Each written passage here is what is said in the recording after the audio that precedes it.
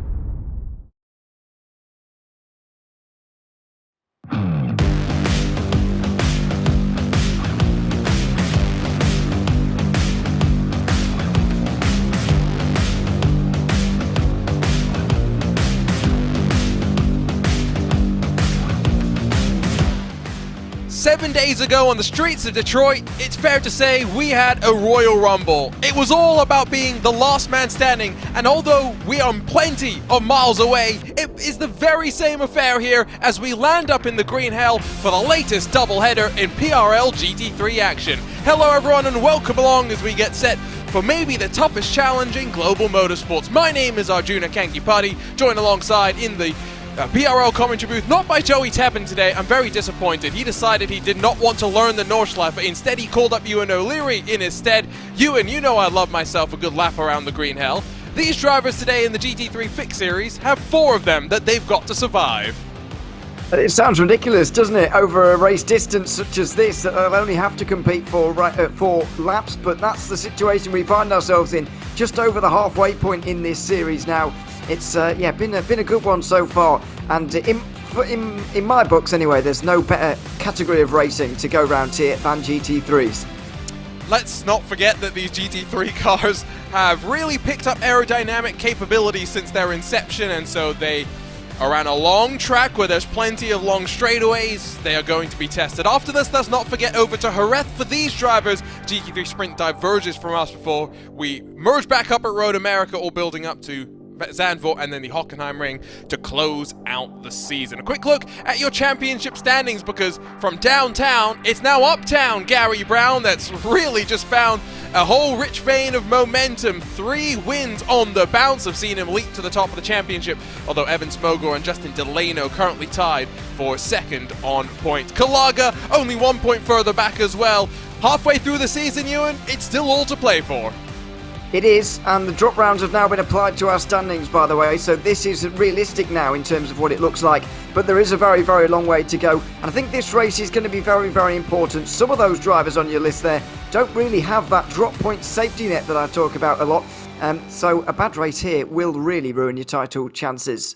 I like to talk about the drop rounds as well, especially since you can't use your drop round in the final round of the championship, so you better make sure you are delivering come the championship showdown. Quick talk through your team championship as well, where the Vulture Motorsport North crew have a 32-point gap over Lunatic Racing, and then of course a second Vulture Motorsport South before Throttle Thursday, Flying Lion Racing, and then Scuderia Spazzino East.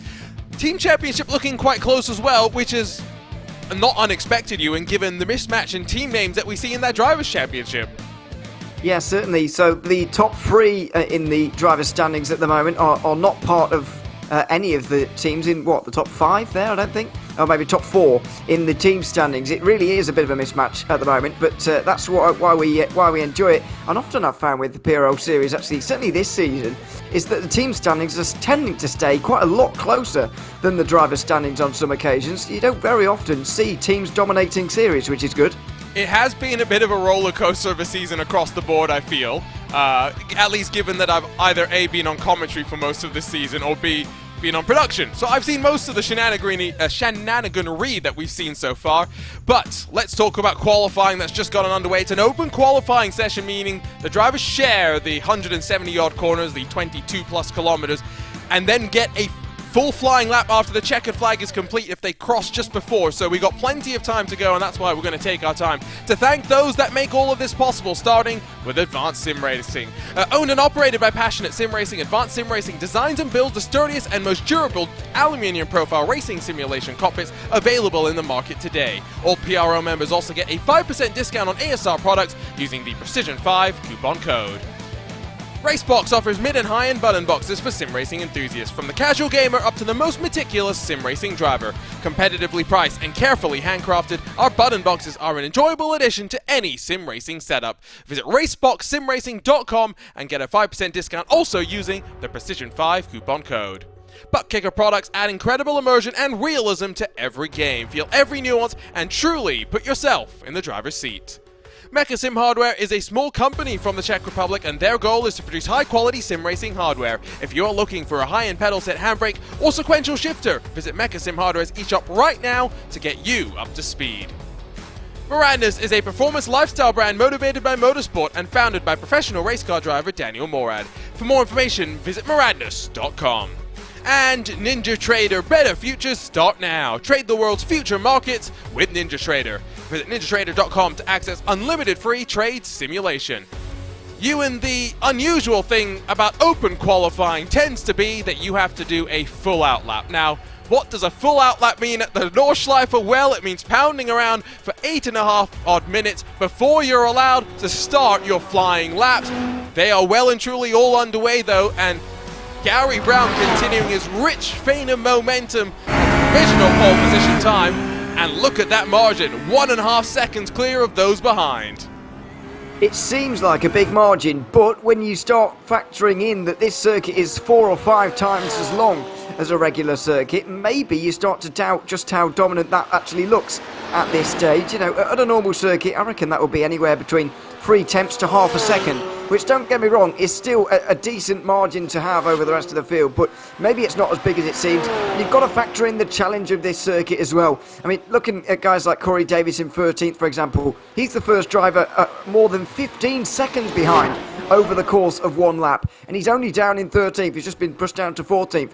But that shows you how difficult this circuit is. There's so many opportunities here to gain and lose time that that's just multiplied about 170 times, and you get these huge margins that we'll have by the end of qualifying and by the end of the race as well.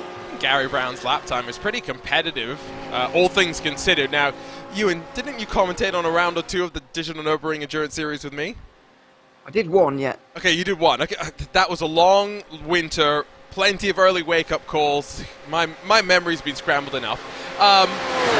Even in that series, we saw pole being separated by second in the what they call SP9, what is GT3 cars across the world. So it's not uncommon, but 15 seconds margin does mean that, given that we're guaranteed probably everyone is coming in on the same lap, we are going to be quite stretched, which is, I think, probably a good thing, all things considered. Now, Justin Delano, of course, tied for second in the championship. We'll see if he can find any more of an improvement. That's a great camera shot straight through the Armco there. 8:20.397, a full second of an improvement. It will jump him up only to 4th, and he'll get one more chance to find a lap here around the Nordschleife. Or not. Or not. He doesn't want it. Clearly, yeah. You are normally limited to 4 laps from memory in these sessions, but that's obviously not a concern here. And as far as I'm aware as well, this qualifying session has been doubled in length to make sure people get more opportunities. So they get 20 minutes today. I'm guessing that's going to be the same for the Open Series as well, when we get to that in about an hour's time. But it's a good idea really from the organisers just to give people a little bit more chance, because as you say, even though this qualifying session could go on for quite some time after the checker flag has even flown, it's still not very many laps realistically. I mean, what's that? But probably 2 flying laps, even if you, don't crash at any point, which is not unlikely. So we're going to ride around with Gary Brown for a lap here at the Nordschleife.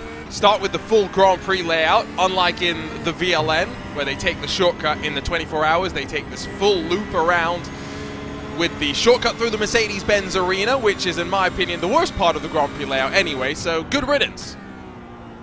Good riddance. I mean, to be fair, it's more of a logistical thing in the real life 24 hours. True. Because they park all the support category stuff there when the 24 hours is on. So it's logistical rather than the fact that they hate the Mercedes Arena as well. But I can't say it's too badly missed. Yes, I can't say it's too badly missed. So yeah, we're using the same layout as the 24 hour. And by the way, this version of the chicane, I think, fits beautifully into this layout as well. So let's head through that Sabine Schmidt curve, newly renamed a year or two ago, and then head through the first official corner on the Nordschleife down the hill and building up the momentum. So easy to get the rear end stepped around. One thing to note as well, maximum commitment, by the way, through the first part of the Hudson back. Gary Brown, slight lift to the throttle there. High curves, you can get yourself straddled on them very, very easily. There's only one way to get back to pit lane, and that's the toe. Don't make that mistake. How confident does Brown want to be with attacking these curves, especially knowing that rear-engine Porsche is going to be a little bit squirrely? Looks all tidy as he works his way now down out of Quiddelbacher Hoa and up towards Flugplatz, of course, where we're going to see the first sign of the car getting the nose into the air. Some drivers will lift a little bit early, some even brake a little bit unsure. Oh, you could just see the revs climbing for a second. Brown brakes after that and then hammers the throttle on the run up towards Arenberg. It's an absolutely crazy circuit, isn't it? And that jump there at Flugplatz as well is only made worse by the weight distribution in this Porsche being so far to the rear. You could see there Gary Brown with his nose in the air up towards the big braking zone down here at Arenberg, downhill. You can very easily find yourself off as a result of going wrong through the left-hander as well, by the way, as somebody just up in front of Gary Brown did there. He'll now plunge downhill through 4 very fast corners, although none of them really of any effect. No, not at all. And this is one place where you do have to kind of be careful of the car in endurance races about getting damaged, but at the bottom of the compression, rising up into Adnar Forest and then slowly going down the gears, the more progressively later you can get down the speed, of course, the more you're going to be able to build up through that sequence. But of course, it all is a compromise. Another sweeping run out, so slow in, fast out. It's one of those approaches. So many different ways to get your way around this circuit, and you've got to put it together at the end of the day. Slight lift to the throttle, heading down through Exmüller, and now to where I think we may see the first signs of trouble, heading through the Nordschleife, down through double right-hand apex corner, at least in my opinion, and then in towards flat-out chicane, miss, hit, miss, and then the slowest part of the track down, second, first gear corner, depending on how you're feeling at Wursiphon. Look how close they get to the grass on entry here. It's just so much commitment.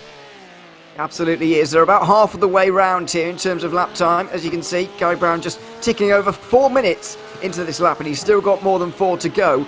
Down towards Exmüller, which is the slightly faster of these two, slightly similar looking sections here, it's got to be said. And then up the hill here in what's an awkward corner really at Breitscheid, down and up the hill there, and then they'll make their way towards Bergwerk, which is a very, very important corner because it sets you run all the way up the very gentle rise up towards the carousel, but you will lose a lot of time if you get this corner wrong. Maybe turn in a bit early and really compromise him as he tried to get onto the power. And this is where if you're sitting in the car, you'll watch that delta bar going in one direction and another. You'll be like, oh no, how is that? How did I get that corner so wrong? And you feel it here especially. Now remember, fixed setup series, this GT3 fixed series. In open setup competition, there's a compromise. The more downforce that you take out, the more speed you'll get through these long runs. You've got to be so much more committed through some of these faster corners, such as Bravery. It's so aptly named, and Brown as committed as it comes. But now heading in towards what is, of course, one of the most distinctive sections of the Nordschleife. A slight lift through the first right-hand kink, down onto the brakes, a couple of gears, and in towards the carousel. You can't be that wide through the carousel. Gary Brown's hoping he'll be a little bit more tidy. He will need to be a lot closer to the apex than that, because he did brake a little bit too late there, and he sort of skated away from the apex where he needed to be, lies through the carousel, the most famous point through the circuit, as you say. Although one of the lesser challenging ones, but either way, up the hill now towards the highest point on the circuit. Just as we get through this chicane here, we'll jump over this rise, and then we'll begin the plunge downhill. Here is Horak, and then you've got the toboggan run all the way through towards the smaller carousel. It is completely wild down here. We call this the fun part in our little iRacing Nürburgring Nordschleife community. It's just so much fun. You call it a toboggan run. I'm going to steal that because it just rises, it falls, it's track coming with you, going against you. Gary Brown's going to have to hope that he doesn't come through traffic at this point because it's so difficult as well. He's coming up here to a section where it's so easy getting off track. He doesn't run too wide, and then in through Ice Corner, Brunschen Corner, YouTube Corner as it's become colloquially known. However, now, we've talked about jumps already. There's a couple more that are going to be scary in this Porsche. The first of them is coming up here in through Flansgarden. I'm always braking down a gear early. Brown's not that committed. You saw the airtime he got. Down through the double right though, and now into the Stefan Beloff S's, where fortunately we won't have multi-class traffic to deal with. Just look how much speed they carry through here. It's absolutely unbelievable, and his commitment down there at Flansgarden, by the way, was very admirable. I was expecting well, purely based on my experience, to a lift off and maybe down a gear as well before the jump, but he was absolutely committed there, was Gary Brown. Thankfully, the Audi in front is not going to get in his way through the corners, but unfortunately for him, it hasn't played out quite as well as I was expecting it to. I thought he would maybe be close enough to grab the draft down the Dottinger Hill, and he might be able to benefit from that, but it doesn't look like it. I think the second half of this lap has not been quite as good as the first, unfortunately.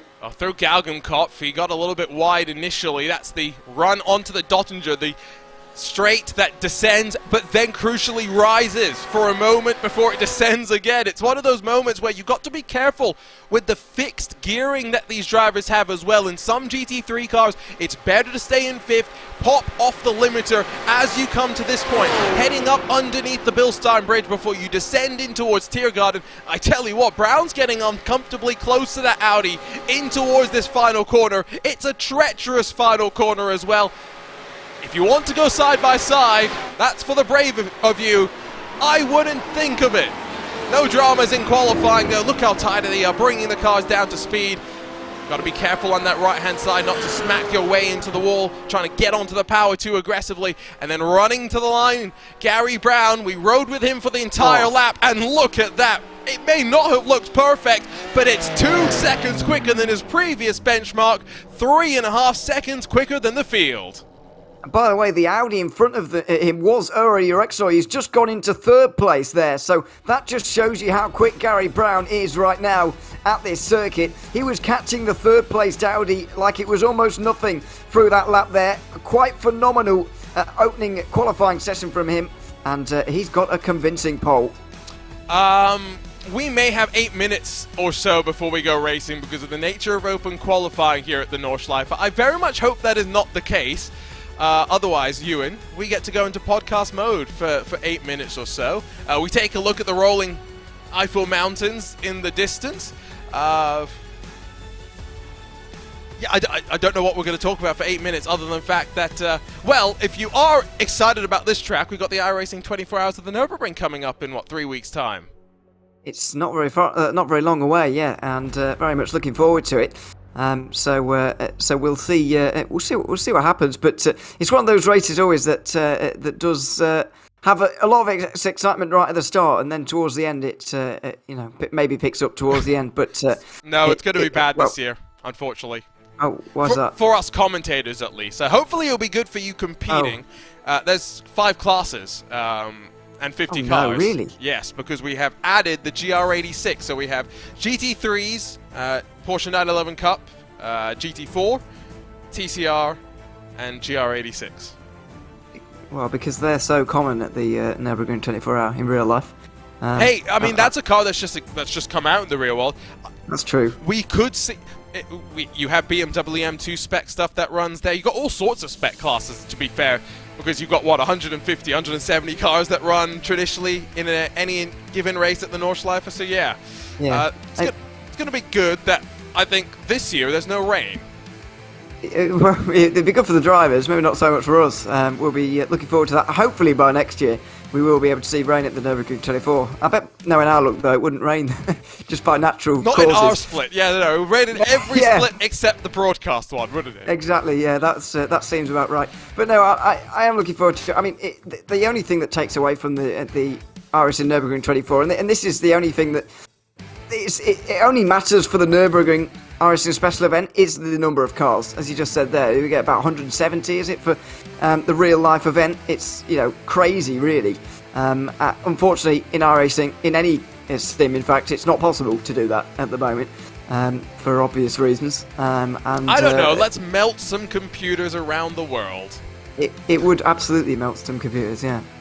So, not possible, and that does take away something a little bit from the character of the Nürburgring 24, because when you are a GT3, you've got constant traffic in real life, but that's not quite so much the case. That is the charm of the race, right? The traffic management, and the fact that as much as you're racing others in your class, and there are some great battles that you can watch on YouTube of inter-class battles, you're also just trying to work your way through. There's a unique point scoring system in the VLN, which is, or now the Nürburgring Langstracken series, where there's overall champion, which is not actually done by the car that wins the race overall. It's by the car that scores the most points in their class, and the classes that have more cars in them get more points for the winners. So it's usually actually not a GT3 car.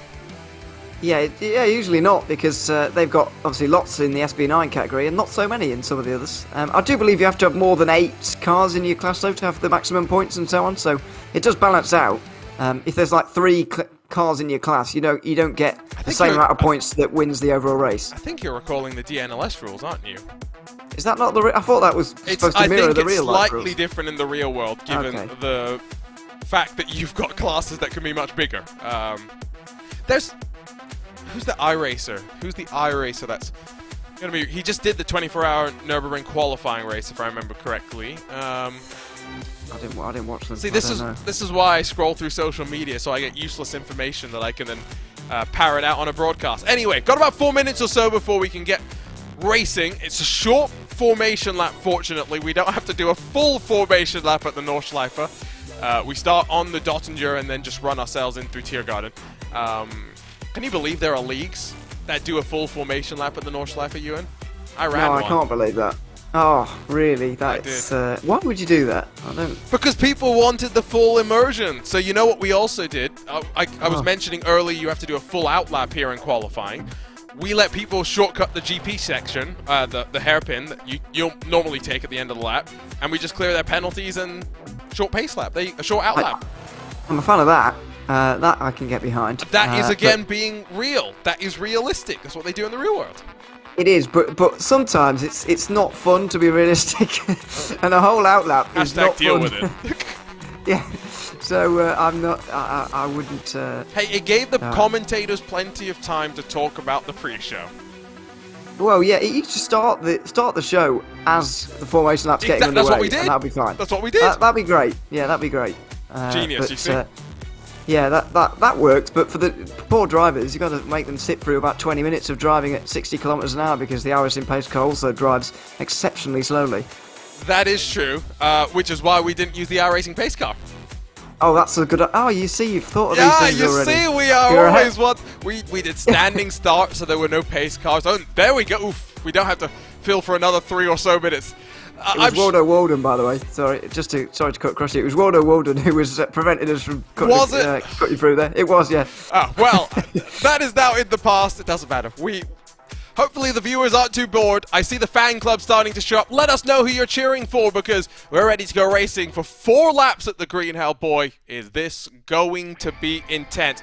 The margins in qualifying, not intense, they were large. And Carrie Brown, 3.5 seconds clear of the field, will look to make it 4 in a row here tonight. He's got Christopher Rines alongside Errol Erexoin, Pete Mejia on row number 2, with Justin Delano and Jared Keane in 5th and 6th positions. Remember, last time at Belle Isle, there was so much craziness. We did see the Fords running strong. Can Jay Steffi in 7th, Eric Kalaga in 10th be able to bring the Blue Ovals on forward? We'll find out, but they've got J.R. Gregory and Dale Peterson in 8th and 9th between them.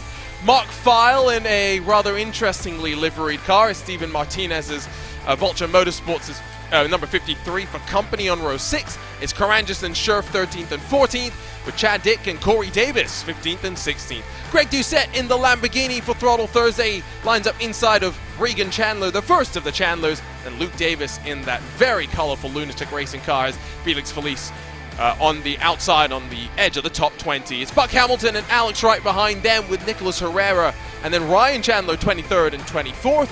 25th sees Michael Kulaga and then Jason Arensberg in that puzzle Scuderia Spazzino East number 64. Walter Walden and then Ryan Luna, the final two cars that set times, and then of course a couple that have elected to try and just stay out of the mayhem. Rafael Franco and then Colin McKenzie, Ryan Reeves, Jeff Carollo, Trevor Houston, Jeff Fleischman, Phil Amaro. Couple of, I'm sure, penalties from Belle Isle trickling over for them as well, but for the most part I think maybe just drivers electing to try and stay out of trouble. Not much time for these drivers to get gridded up and going, but I definitely feel like, Ewan, this is a race where everyone's just hoping that they can get out of it in one piece. Yeah, I think so. And that's going to be very, very difficult to do. Not least because of all the other cars, but there's just the circuit itself is going to make this one such a challenge here today. I do believe a few have not been able to grid up there properly. I think they may have just decided to stay on pit lane. Yeah, maybe. Because Regan Chandler was one of them. Yeah, he's right in the middle of the pack as well, and fair play to him, because that would be in the real danger zone actually in towards turn 1. I think we are going to see a relatively calm GP circuit, and then obviously there'll be single file by the Sabine Smith's curve, and then there'll be probably single file by the Nordschleife. Here's a look at a couple of the drivers. He's got Ryan Chandler with, I don't know what that is over his shoulder, but it's a toy of some kind. Regan's, of course, got the shoulders crossed, waiting to go in pit lane, giving us a look as well. And I think that's Ryan O'Connor, who's getting ready to go for the GT3 Sprint Series a little bit later off tonight. I think we'll come in at the end of lap number 2. Mandatory pit stop. No one's making this 4 laps with the fuel restrictions that we have as far as I'm aware. Maybe the end of 3 laps. I'm not sure how much drivers are going to be thinking about strategy, though.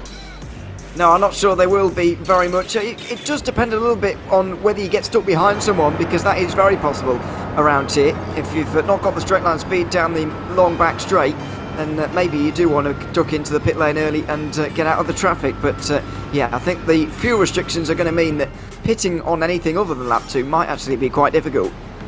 It's a long lap. You don't want to be caught out with not having enough fuel. The tow back to pit lane is not a short one. 4 laps for these drivers, 5 laps for the GT3 Sprint drivers if you're curious. And they have the same long qualifying session to work through as well. But after a Royal Rumble on the streets of Detroit, it's a trip to the Eiffel Mountains, and now we'll see what Gary Brown can do at the front of the GT3 Fix Series. He's ready to try and make it 4 in a row. Lined up and ready to go. The green flag flies. We're racing for round 6 of the PRL GT3 Fix Series, and already almost 3 wide in the battle for 2nd and 3rd. But Gary Brown in the Porsche will lead them down through turn number 1, and as they shortcut their way left through the Mercedes-Benz arena, Errol Urexoy up to 2nd, but a shot from Christopher Rines in the BMW. They all work through safely, and now through the GP section they'll battle side by side further back. And you might as well battle side by side in the GP circuit, because you're not going to get much chance to do that out on the Nordschleife itself. So they'll be trying to make up any positions possible before it gets properly single file in a few moments' time. And that's maybe what resulted in the contact with Urexoy and Rines we saw into the first couple of corners there. Thankfully, everybody's been able to get through the first chicane as far as I'm aware, other than those, of course, who started from pit lane.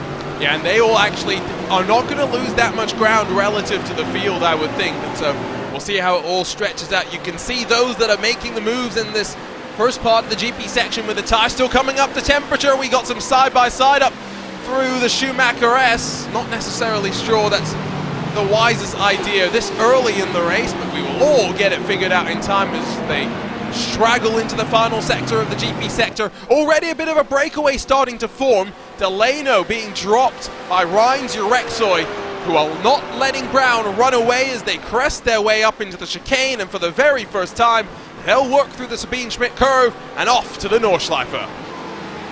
This is where the challenge really will begin, especially for Urexoy. Can he stick with Gary Brown? Because we saw their final qualifying laps. Urexoy was nearly 5 seconds slower than the driver in front. He'll have a little bit of a benefit from the slipstream, but that's not worth a lot at some sections of the North Side. He'll have to stay very close, especially through the Hatson back here, and then try and use that slipstream and so on throughout the lap. But you're right, the top three certainly getting away from the rest, and a surprising gap really at the end of only one lap of the GP circuit. Might actually help Urexoy and Rines to be able to see where Brown is going fast, but now as they descend out of Quiddlebacohoa, already now stretching out to 1 second or so that margin. Let's check in with some incidents out through the GP section. It was some aggressive moves by an SRT Esports car, Jeff Carollo getting involved. It was Trevor Houston, the one that took avoiding action and off into the gravel. It was outside of that, though, a very clean opening lap. Oh, opening transit of the GP section. Yeah, I know what you mean. It was a pretty clean start, actually. And once again, I think that's partly down to the presence of the Nordschleife in this round. Oh, his Rexroy's off, and he'll be in the wall down at Arenberg for sure. Oh, he nearly hits Gary Brown. Straight into the wall. That's got to be big damage for the Audi. And now he's almost a track blocker. He's got to get out of the way, and I'm pretty sure, yep, contact, and it was the Ford of Eric Hulaga that had nowhere to go. Urexoy caught out up at Schwaudenkrautz, and Kulaga pays the price in the Ford. Oh, such a shame for Eero Urexoy. Is everything just getting up to temperature? It should have been by Schwaudenkrautz on that lap there, but unfortunately wasn't. It's a very, very difficult section of corners, though. As you go uphill through the left-hander there, you can't overshoot it because you end up in the grass like he did, and you will not be able to stop for Arenberg. And in some ways, Gary Brown is a very, very lucky race leader. Some ways, I mean, just ride on. Oh, he gets too much understeer. I don't think he lifted enough either. Oh, it's a brutal hit, isn't it? It could have been so much worse. And then, where's? Just keep watching, keep watching. Oh. I don't know why Urexoy hadn't reset at that point, to be honest. I'm not sure. Maybe he thought he could still get back into the race. After with that all that contact? Damage. Yeah, I know. With all that damage, it's hard to see that would have been the case. But then again, when you're in the situation here, in the heat of the moment, it's not as easy to think as straight as it is for us just sat here watching. I mean, the way you were commentating last night on our PRL production, was it production car challenge, where we had cars just parachuting off the walls? Oh, was goodness, that GT4? yeah, Alton Park. No, that was the production car Alton challenge. Park, yes. It was trampolining off the walls as well. Oh my days, worse I think I used. There may actually, oh no, the Mercedes able to roll off, but I think we got 4 cars involved there. Fleischmann, Walden, Reeves. It was Fleischmann, the Mercedes, that was stuck. So Carollo again in the McLaren as well, involved in more. I don't think he necessarily played a part in this one. No, I don't think so. So I'm just supporting the. Oh dear, as the. That's Walden. Finds himself in the wall. Yeah, Walden down in towards the siphon here. Just too much speed for the Mercedes, really. Oh, and that's where it all checked up a bit as well. There was Carollo coming onto the scene of the incident, but. We're in the slowest part of the track, maybe just the balance of the car not there. Yeah, maybe not at slow speed. You've still got to think about the, the oversteer maybe that your car's got or whatever it is down there. So a shame, but these things happen at that corner. So gaps, getting quite big at this stage. And I'm very impressed by Justin Delano actually in the opening moments of this one. He starts so strongly, but he's doing well now. He took advantage of the check-up through Urexoy's incident to close up onto the back of Christopher Rines, and highest part of the Nordschleife now. Let's see, working through the right-hander. Now start their descent. And now, I do wonder, we've had Nick McLaughlin actually be an in-race reporter in the GT3 Sprint Series, Ewan. Do you think he's actually going to be willing to talk to us during his race in a little bit of time? On the Dottinger, definitely. That's what the about most ideal. Midway through the lap? Maybe not. Maybe not for the middle of that. But I mean, in terms of a whole season, the Dottinger is actually the best place of a whole season to do that kind of thing, in my opinion, anyway. Delano making a few mistakes here and there. faster section, and that's going to drop him back to 1.4 seconds. A Lunatic Racing car doing some Tony Hawk stuff on the wall. That's Luke Davis, who trying to just get back onto terra firma. I wonder if Felix Feliz was involved as well, because he's losing places here pretty rapidly. Greg Doucette just got through, and he's got loads of cars behind him. Check out a bit of a replay. Here's Luke Davis. Oh, car was stepping out on him way too early. And I think that was Felix Feliz in the... No, that was not, because that was a Ferrari, not a Lamborghini that was working on through. So what happened to Felix Feliz in a totally unrelated Lamborghini incident? He's grabbed the wall there. Forgot where the track was going, I think. Possibly. It's not impossible around this circuit, certainly. You do need pace nose at time, it feels like. It feels like a rally stage. Yeah, it's a shame for Phillips. He seems to be going all right, though. Did grab the wall, and that will hurt him a lot on this back straight. Speaking of which, Gary Brown will come to the end of lap 1. Already 25% through this race. He's got a 5.5 second lead. Remarkable. Remember, lap times just under 8 minutes and 20 seconds inside of your top 10 or so. And so we've got plenty of rating still left to come, but Gary Brown does look like he is on course to make it 4 in a row. Christopher Rines in that BMW looks like he's in a league of his own for second right now. See how it all plays out. Big gainers on lap 1. Rafael Franco plus 12 in the Ford. He did not set a time in qualifying. And Trevor Houston in his Lamborghini is also up 10 positions, but outside of that, big losers, of course. Urexoy, Kalaga, minus 31, minus 25. Urexoy showing us just how easy it can be to be quick, but unfortunately make a small mistake that costs you big. Yeah, certainly. I'm not sure, by the way, in terms of actually getting classified to score points, I'm not sure whether you'll, or how many laps you'll have to complete, because this is actually a race 2 laps instead of time. It's a lot easier for us to work out. And I can still see Rexoy in the server, which is why I mentioned it. I wonder if he's trying to get points as Karen just gets off the road at turn 1. I think he was in a battle with Felix Feliz, actually, because, well, so many people are in that section of the order. So he will be able to gather it up. Take a look. It's Corey Davis in front of the Candy Apple Red Lamborghini. It's just the way that the track falls away from you then in turn 1 that catches the curb off balance, the car off balance, and around it went. Not much he could really do. Arensberg now getting passed by Trevor Houston as they work out of the first sector and down the hill into this Dunlop hairpin. Really love the puzzle design, and a reminder, you can read it on the side of the car. It's all about Autism Awareness Month, which is happening here in April. Only have a handful of days left this month. All for a good cause, and he's not the only colourful car. That's why the Lunatic Racing machines are nice and identifiable as well. I hope they keep it beyond April as well, to be fair, because it's, I agree, it's a nice livery to enjoy in this on this Porsche. They're doing all right in the team standings at the moment.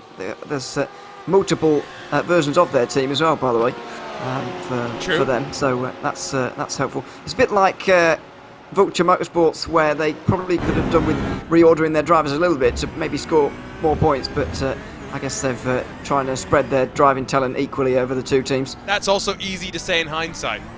Yes, that's true as well. You never know how a season is going to go.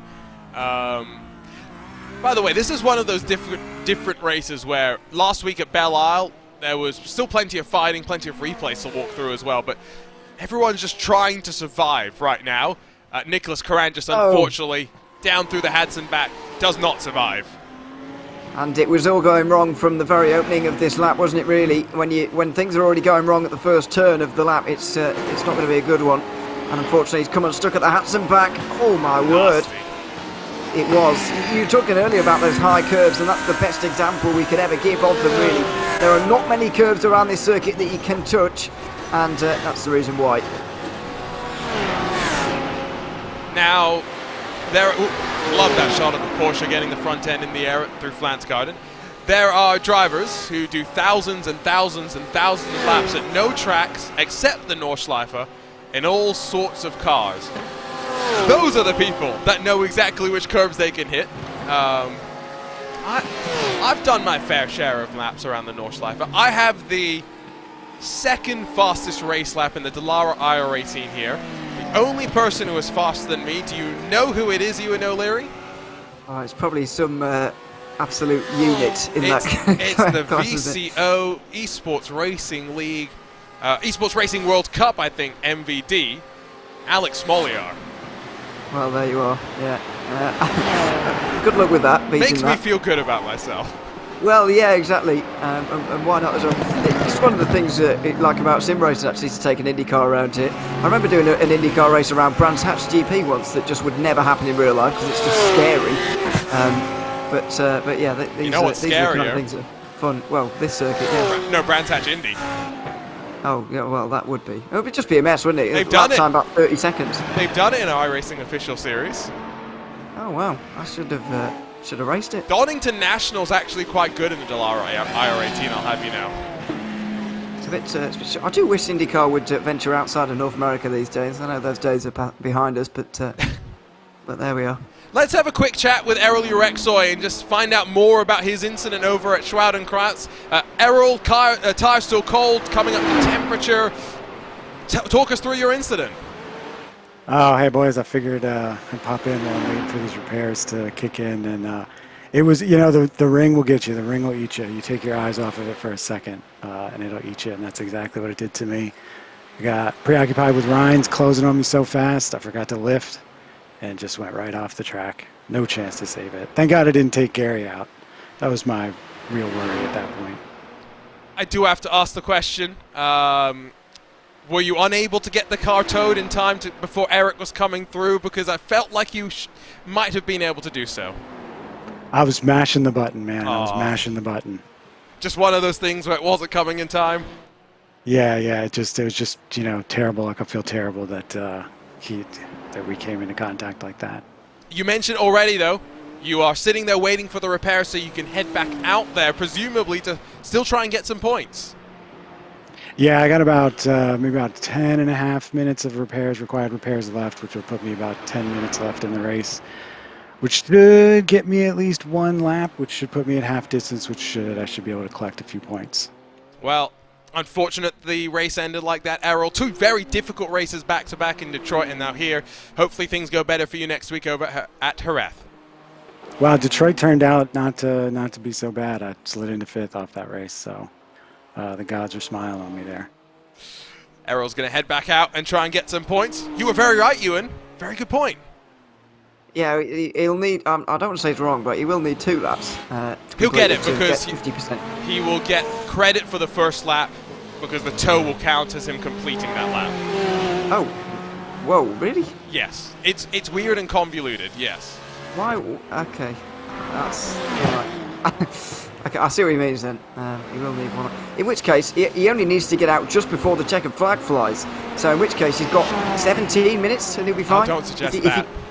Well, it means we'll be here for a very long time, but for him, he won't care. Oh dear. Houston. Trevor Houston, yeah. And he almost gets collected by Nicholas Herrera. Unfortunately, they all figure it out. Remember, again, it is very much a battle of the track as Ryan Chandler loses that battle. That was very scary. I wouldn't have liked to have been on board with the Audi there because he had no way of avoiding that before the tow was made. But yeah, people starting to succumb to this circuit a little bit now and the challenge that it's bringing. Oh, that's awkward. So Houston just getting checked up there more than anything because he was running his way through. Now what happens to Ryan? His car's already broken. His car is already broken. Happily as well. And he's just trying to get it off the road, isn't he? And Colin McKenzie, I'm pretty sure that is. Maybe this gives us a bit more. Nope. This is already after the car is broken. It's going to be up at her. Oh, this is going to be bad. Yes. The wall is so close there, and if you get it wrong through the first part, you smash the wall at the second part. There's so many corners at the Nordschleife that are like that, where you really are relying on the first part going right to not end up in the wall at the second part of a section. it genuinely does at times feel like you need pace notes to drive around this track. They have done some rallies here, I believe, but they've done them in reverse order. Reverse direction, I should say, excuse me.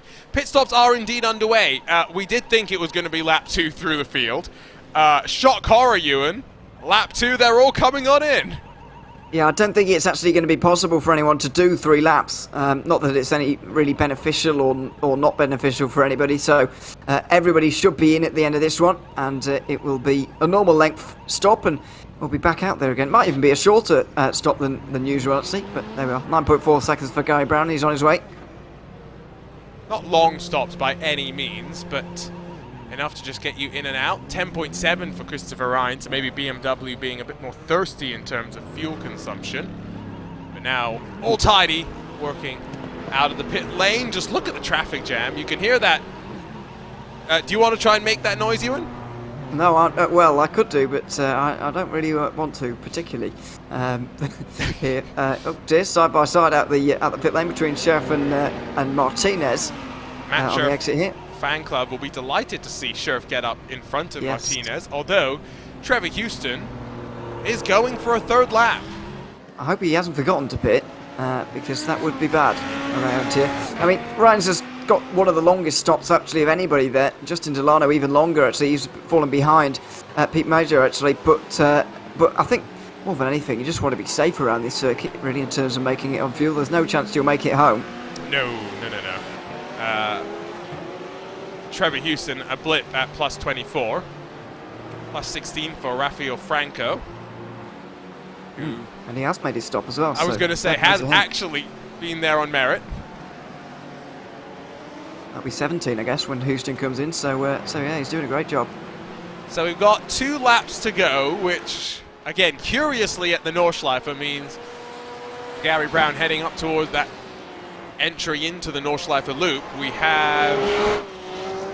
Quarter of an hour? Probably about 15 minutes.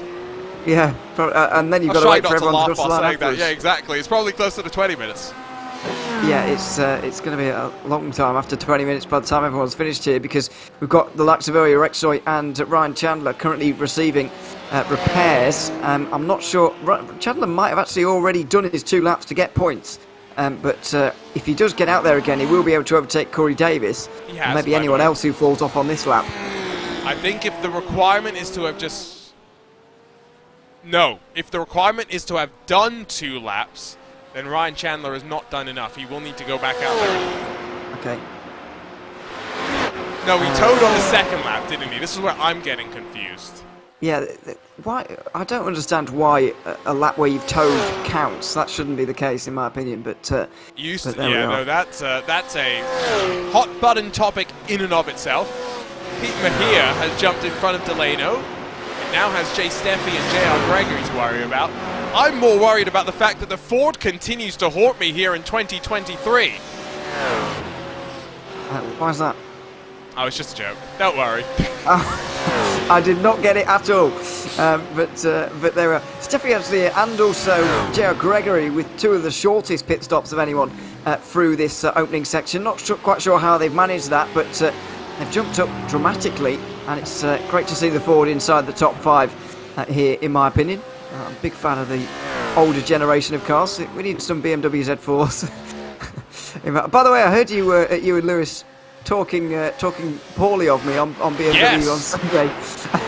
I watched it earlier. I was like, very cheeky there, but there we are. Now I have to decide if I'm going to let you rebut next time. Can I say it? Because because Lewis isn't available. Oh yeah, that's true. So I have to find someone that has appropriate taste in BMWs. The BMW Z4 GT3 is the best BMW and probably the best GT3 ever made. So you're now excluded from that selection list. Here's Phil Amaro down into that Dunlop hairpin, which is in and of itself a deceptively tricky corner, although... Did he run out of fuel? I think he did. Might have forgotten. He might have forgotten to come in. I think we need to jump on board and just listen.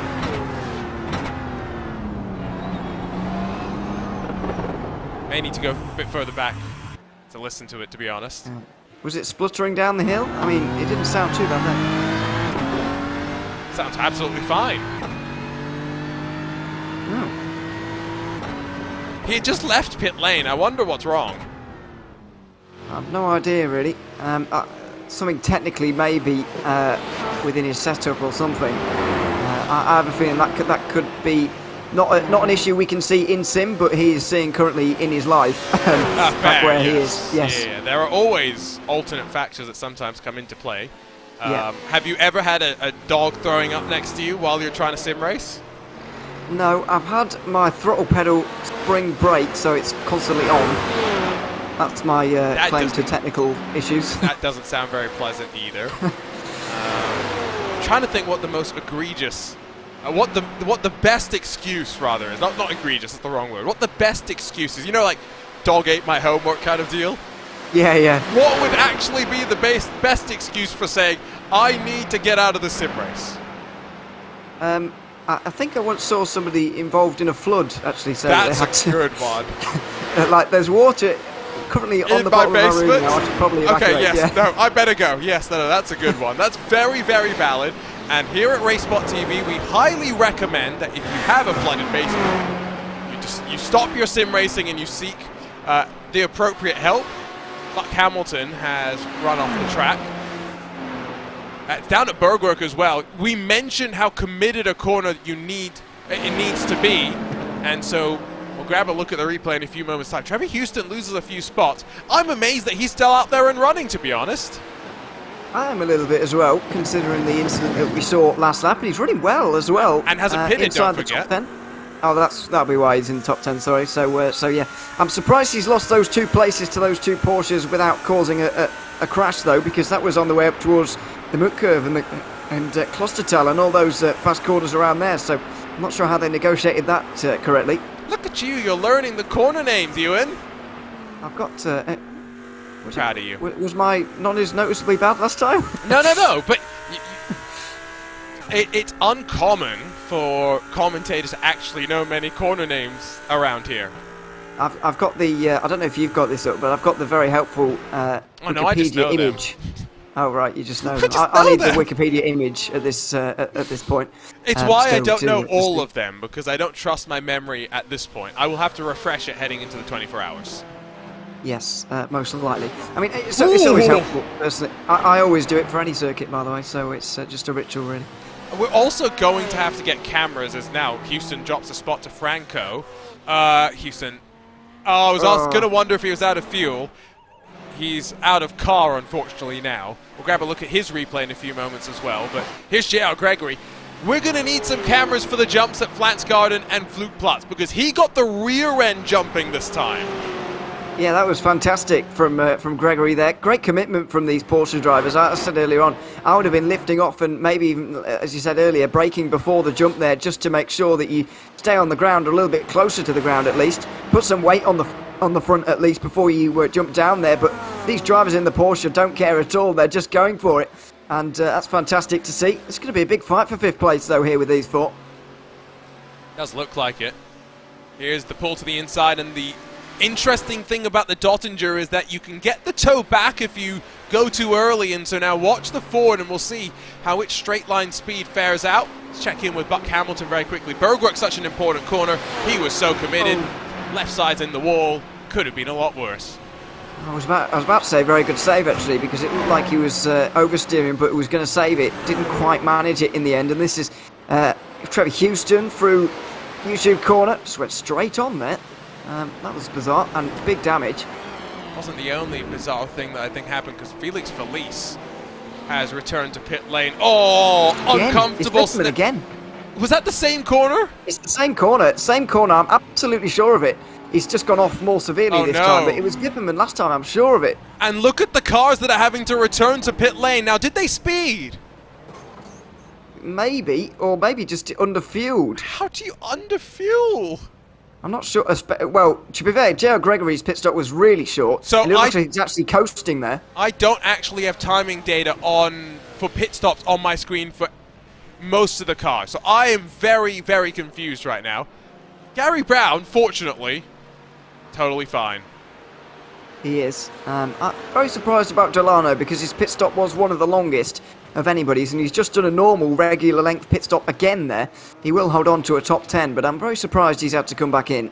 And now the problem really for Delano is that, tied for second in the championship coming into this round. He was on for a pretty decent finish. Top 10 will still be good, but maybe not as good, all things considered, you would have to say. We started with 35 cars. We've got 28 of them still running. 2 of them are 1 lap down. It is hard to go a lap down here because, well, it's a 9-minute lap or so.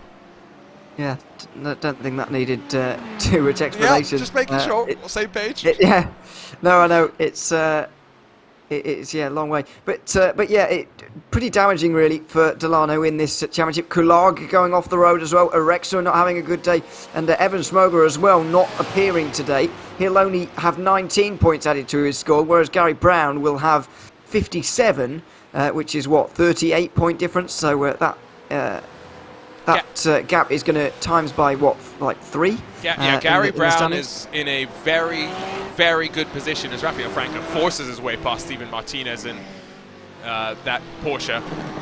4 wins in a row, Ewan. I mean, we've been saying what a wild PRL campaign it's been. I felt like last season for the PRL was equally wild. 4 in a row is unheard of. Yeah, 4 in a row is very, very impressive. We have seen this in series in the past. I think Sean Campbell nearly swept a whole series, didn't he? Swept a whole GT4 series, sorry. The fact that we're comparing him to Sean Campbell, though. Oh, I know, yeah. Says it Sean all. Campbell, yeah, one of the very best in iRacing. Although he does do a lot of driving, doesn't he? Maybe I think he's scaled that back a little bit in 2023, to be fair. Because I don't know, there was a day in 2022 where he didn't do a race. Yes, no. He definitely has, fortunately for him. Let's check in, by the way. We have been in a spot in this race where we really haven't had a look with too many of our onboard cameras. So let's quickly go and check in with a man who started down on pit lane. And I'm not sure if you can say it's worked out for him or not, because he's in the exact same position that he technically qualified in. Although that doesn't show it correctly. Regan Chandler is actually right now in 18th spot. Yeah, that's where he started all the way down the back of the order. But he's taking things so cautiously. Does he have a slowdown? He may do. Oh, careful! That was close. Not sure what's gone wrong. Has he run out of fuel as well? Oh my goodness me. Oh my goodness gracious me. He only spent less than 30 seconds in the lane. Gary Brown is also now only 3.5 seconds clear of Christopher Rines. Well, this would be a surprise. Nobody struggled to make it to the halfway mark in the slightest, so how have they managed to underfuel for the second half of the race? I'll never know. I am so lost right now. Very, very confused. Yeah, I don't quite understand how that's taken place. I mean, Gary Brown could be struggling on fuel, he could just be scaling it back, but either way, no matter what's happening here, I have been impressed with Christopher Rines in this race, actually, to keep Brown so close, considering the gap between the two in qualifying was, what, 4 seconds, I think, in their laps? If yep, 3.5. Timed it out in the race, it would have been about 16 at this point, nearly 20 seconds, and that's where everybody else is, but Rines has really stepped it up in the race. Ooh, Pete Mejia slipped up, and that's going to be his race done and dusted. The Logitech G car comes to a stop on the outside of the track, and from third, returns to pit lane, drops outside of your top 20. Big impact there. And another one bites the dust.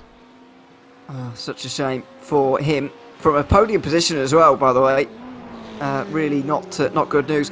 Dale Pedersen has done a very quiet job to get onto that podium now, and he's got Jared King not too far behind. Oh, dearie me. I don't know what is happening here. Just listen. Ignore the fuel low message. It always says that on this AMG as we spectate. But you can hear it's struggling. I love the optimism of him shifting down to second gear as if I can get this back. But he's got 4 minutes to go, and I'm afraid he will not get that back. Have we had another? Ryan Reeves has just returned to pit lane. At this point, I'm more assuming that if you're returning to pit lane, it's because you've run out of fuel, then you've crashed, which is a crazy thing to say at the Nordschleife. Let's see, in that SRT Esports Porsche, no, that's a curb. Oh dear. Oh my days. Goodness me. Nearly left the boundaries of the circuit there as well. Thankfully he didn't, but wow, that was a big crash. Right on board. Oh, just missed the turn, and you could see.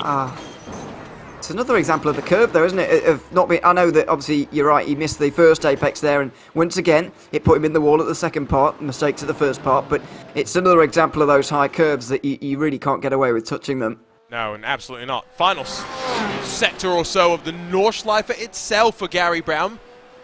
Margins come down to 3 seconds to Christopher Rhines. You can see him. He doesn't look quite so quick anymore, does he, Gary Brown? I think he's got fuel concerns as well here, because... engine sounds okay, though. Yeah, it does, but even there could still be fuel concerns, even if he's not spluttering right now. That is true, that is true. I agree with you that it's just not looking as rapid. No risk anywhere. And he's really being caught downhill where you really do need the speed. It's 2.5 now. I am getting worried. Very worried. What's going on? This has been a zany race. Such a bizarre race. One of the weirdest I've seen this year, actually, in terms of how everybody's been able to miscalculate this. Up towards Galbenkopf, he's maybe picked up the speed again. Maybe he's decided that he can make it now, and as long as he does have enough, then he will win the race. I wonder if maybe Brown also just decided, you know what, final lap of the race. That's very possible. Yeah, I would not blame him either, in the slightest. Not within drafting range, but it's still coming. I don't want to say one way or another if this is done or not.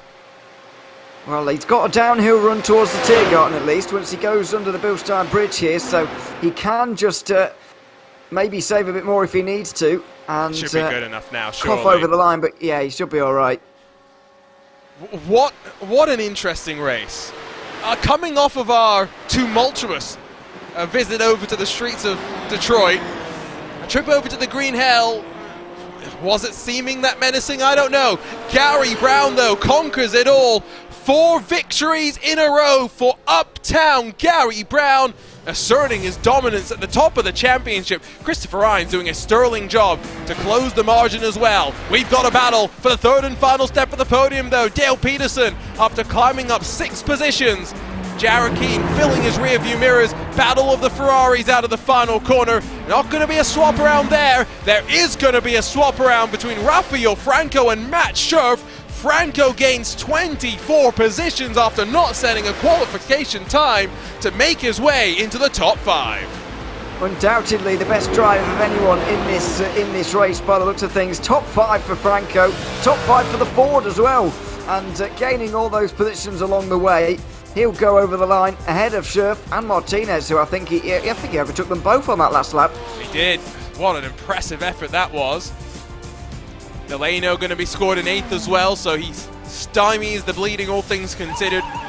Claxon going off. Now, who is entering pit lane on the final lap of the race? That's Jeff Carolla, who was already a lap down, and I think maybe just trying to stay out of trouble. We may have some fighting, though.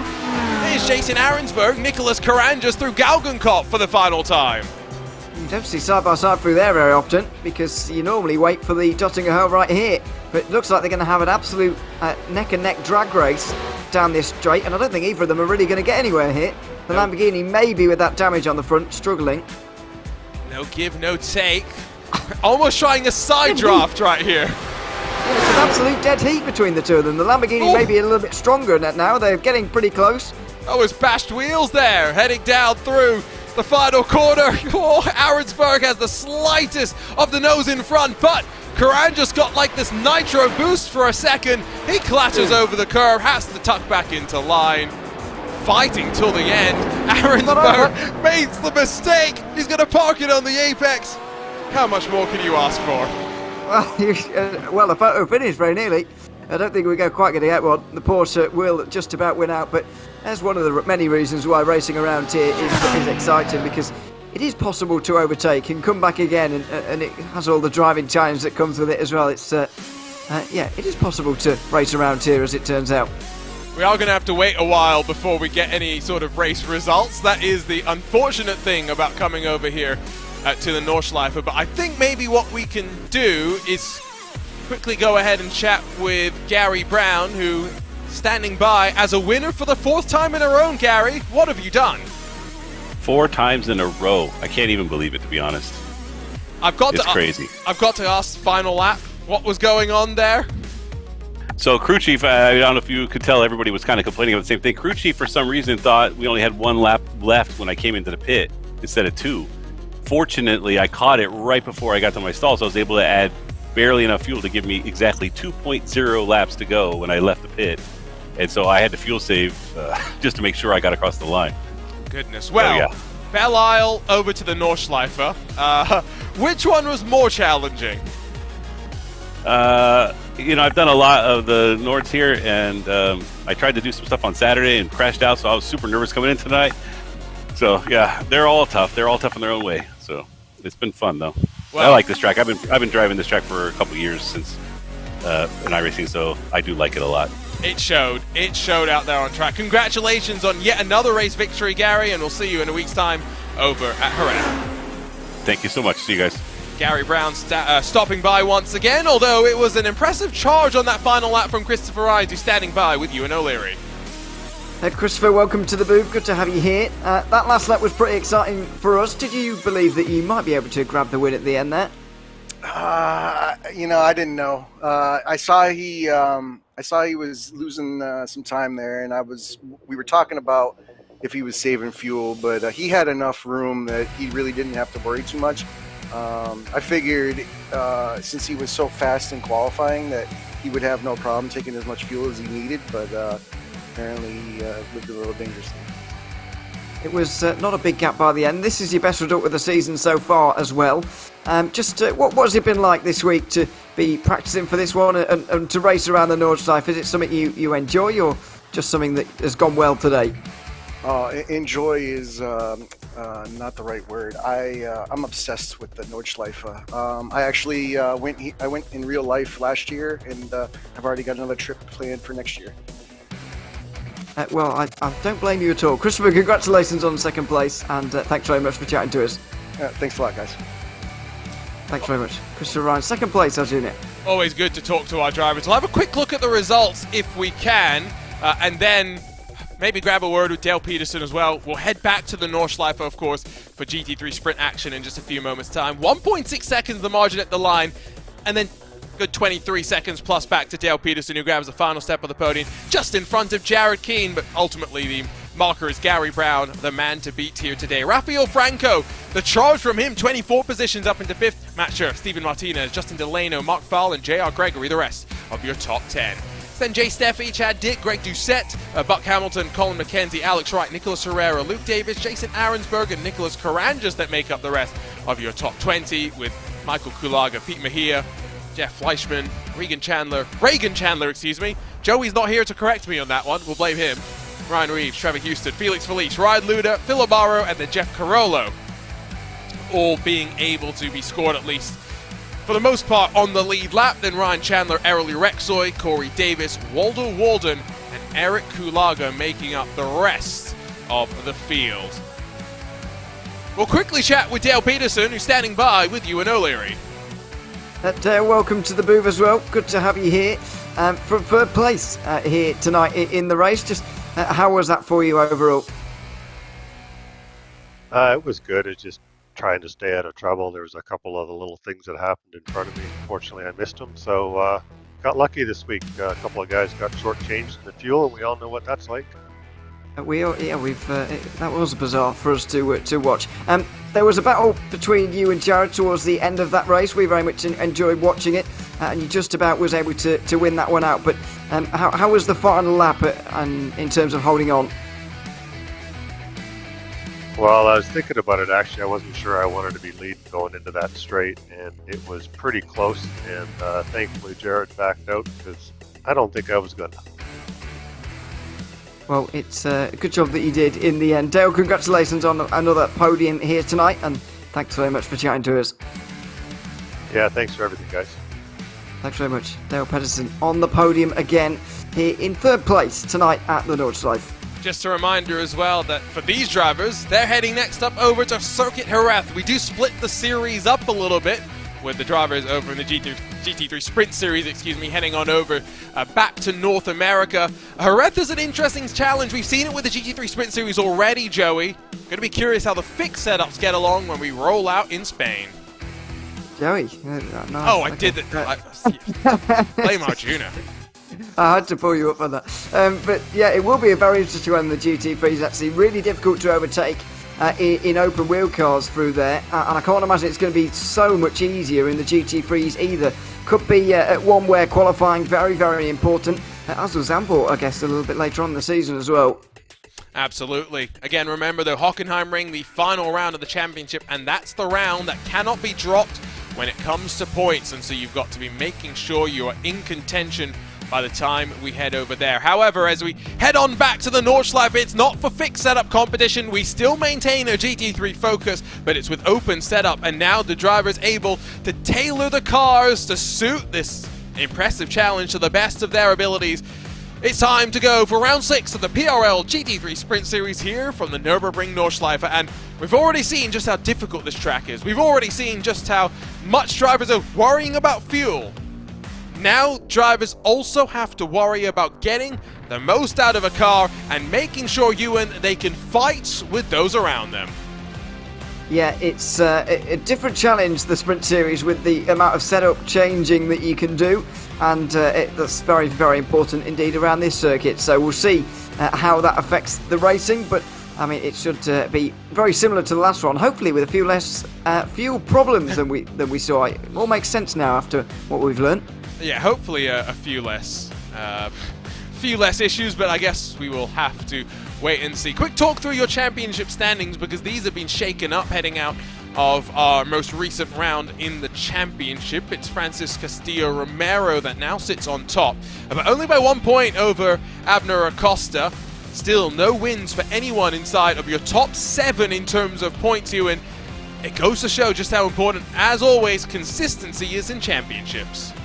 Yeah, for example, Beckham Jasir's got 2 race wins, but with the other 3 races below that going quite badly and finishing outside the top 20 in the other 3 races, he's found himself way down in the standings, not even in the top 10 there. So consistency, very, very important. But even then, the likes of Romero has not had a fantastic time of things at times. He was down the order at the opening round of the season, outside the top 15 on that day. He'll be dropping that round and hope that remains the same. But yeah, really close, and one of the closest PRO championships I've seen this season, actually. It's only going to get closer from here, I feel, especially going through the run of the championship that we've got coming up after this. Quick look at your team championship as well. It's equally close at the front. Even though SimCity Racing just have the 2 drivers, they're now just 5 points back from Precision Racing Esports that continue to lead the way with not just Abner Acosta, but Elias White and Boris Ovando, the only driver to have gotten a win in that team. CRT Blue and CRT Purple, 3rd and 4th, with SRT Esport Blue and Evolve Simsport 5th and 6th. The SRT Esport Black Crew in 7th, Unit Simsport Race Factory, and Vaporworks Simsports through the rest of your top 10. And so, with that said, I want to go back to very quickly talk about that championship, because one thing you'll note as we look at round number 7 and the schedule that we've got here, Ewan, we're not over to Jerez with 3 drivers, we're over to the very, very technical Alabama roller coaster, the Barber Motorsports Park, for not a 40-minute race, that will be 45 minutes. So yeah, a little bit different to what we normally see, and will be similar to Jerez in that I think qualifying very important there as well. It's going to be one of those races where overtaking a little bit difficult, although I would say slightly easier than at Jerez. But we'll obviously have to wait and see how the races pan out. But a rare occasion for the 2 series to split. I think this is because we're going to another track where there's not enough pit stalls. At least they are in the official iRacing schedule. I don't remember off the top of my head what it is. And so instead we have this interesting little mix as well. I like that we'll have 2 different races. I do enjoy seeing back-to-back the comparison, but being able to travel the world through iRacing, it's always a bit of fun. Yeah, I'd quite like the ones where we stay in the same place all night, to be fair, because we're doing a lot of the production car challenge and the GT4s where they never stay in the same one. Sometimes for better, really, thinking of VIR. But oh, yes. Yeah, but yeah, either way, it doesn't matter too much, does it? And it certainly doesn't matter to the drivers because you can't actually do 2 races in one night, so they really won't care at all. Yeah, that's a good point. You can only do 1 race a night here in the PRL, and sign-ups should be opening either now or soon for those that are interested in joining for the 2023 Season 3, which of course will start just after this one comes to a close. The drivers, by the way, are out for qualifying. That's finishing up right now. Again, same 30-minute open qualifying session, and now they get this extended portion at the end to finish the lap that they're on. We'll get the times up in just a few moments' time for you, but I can tell you, at least for the time being, it's Elliott White and Boris Ovando, 1 and 2 for the Precision Racing Esports, and 8:04.17 the time for Elliott White. Let's remember Gary Brown was quickest of them all with, what was it, an 8:13? Yes. Yeah, may have 8:13. some slightly colder conditions. I will give Elliott White a little bit of less credit for that, though. With less credit. Yeah, as I saw in the first session of qualifying, it's so easy to gain and lose time that the gaps are always going to be massive. Yeah, it's not too much of a surprise. And when you consider the amount of effect that an open setup has over a normal circuit, then times it by 4 or 5, it's not too much of a surprise to see that 9-second difference. Just waiting to see who else is looking strong. In terms of margin, Elliott White is, what, 4 seconds clear of Boris Ovando? That margin just as significant as the one that we saw Gary Brown enjoying in qualifying. The question I will have is how many of those drivers were watching the GT3 Fixed Series, Ewan, and saw the issues in fuel that we saw? I'm not entirely sure. I think far more useful to them might have been just staying in a practice session and going around here rather than watching the first race. But there are some things that you can certainly pick up on by watching the Fixed Series, and the fuel being one of them. Now, this one being a 5-lap race, I think could change things, and the crew chief may well get his head on and put the correct amount of laps in the fuel, but in the car. Sorry, but yeah, I mean.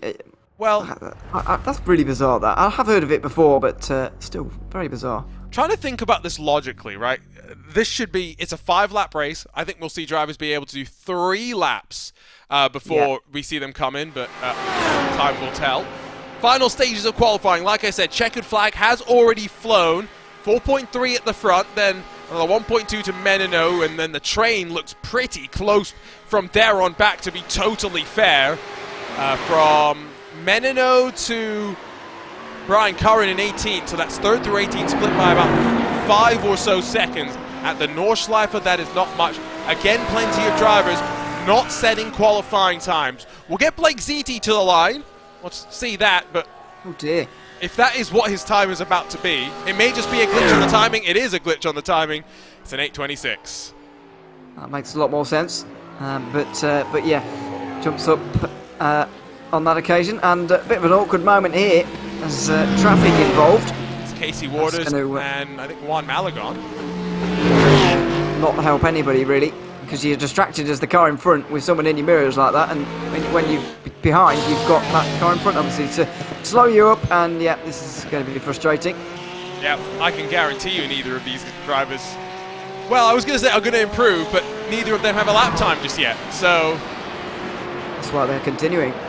Well, that's going to be Casey Waters not continuing. Juan Malagon will continue with his lap, because for those new to iRacing, when you go off the track, you invalidate your lap time, and that's what Casey Waters did right there.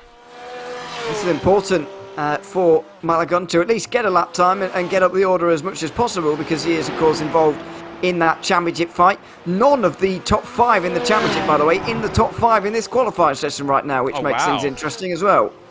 Yeah, that is bizarre. Well, it's just a legacy of this series, really. You said earlier on that the first race winner in the standings is down in 8th place. It's just one of those kind of seasons. Did where we mention there's no Abner Acosta, though? I don't think we did, no. Okay, I'm just making sure, because I'm scrolling my names up and down through my timing screen, and I'm not seeing a certain A. Acosta in field. Live RaceSpotTV/timing2 to follow along if you're curious. He's still going to score 22 points, or get, 42 points to his score. He's still going to get 42 points to his score because his worst result so far is only 9th in these races. So he won't lose out terribly. Malagon rises up through that final section. Again, thank you for joining us for the second part of this PRL GT3 doubleheader. Already a fascinating race with the GT3 Fix Series, and now open setups for these GT3 sprint drivers. They get their chance to roll out with what does look to be cooler track conditions. So we will get a good indication on those in just a few moments' time. Malagon, though, out of Tiergarten for the final time in qualifying. Jinks his way clear of the wall as he runs the line. What's it going to be in that CRT purple machine? He's 20th, so at least jumps up 10 positions or so in terms of the times that had been set, but crucially maybe gets himself out of the danger zone. Martin Crisp jumps up to 2nd in the closing stages, though. Yeah, he's 5th place in the points at the moment, and that was very important from him to jump up in that way. He'll be very pleased with that one, I would imagine. Only Michael Terrafino now still out there on the circuit, down in 14th at the moment, and still running. He's still at Flansgarten as well, got some distance to go here. But yeah, very important to get up onto the front row from Crisp. We'll see if anyone can get near Elliot White today, though. 4 seconds, handy in margin, as long as you've got enough fuel and you don't have to worry about saving a little bit potentially. So 29 times set. What's that mean in terms of drivers not setting times? 11 electing not to set times or have been told not to qualify after being sent to the head steward's office, Arnaud Genet, slapping them on the wrists for some sort of shenanigans. But I get the sense that Belle Isle, Nordschleife, these are 2 tracks where things are going to be a little bit crazy.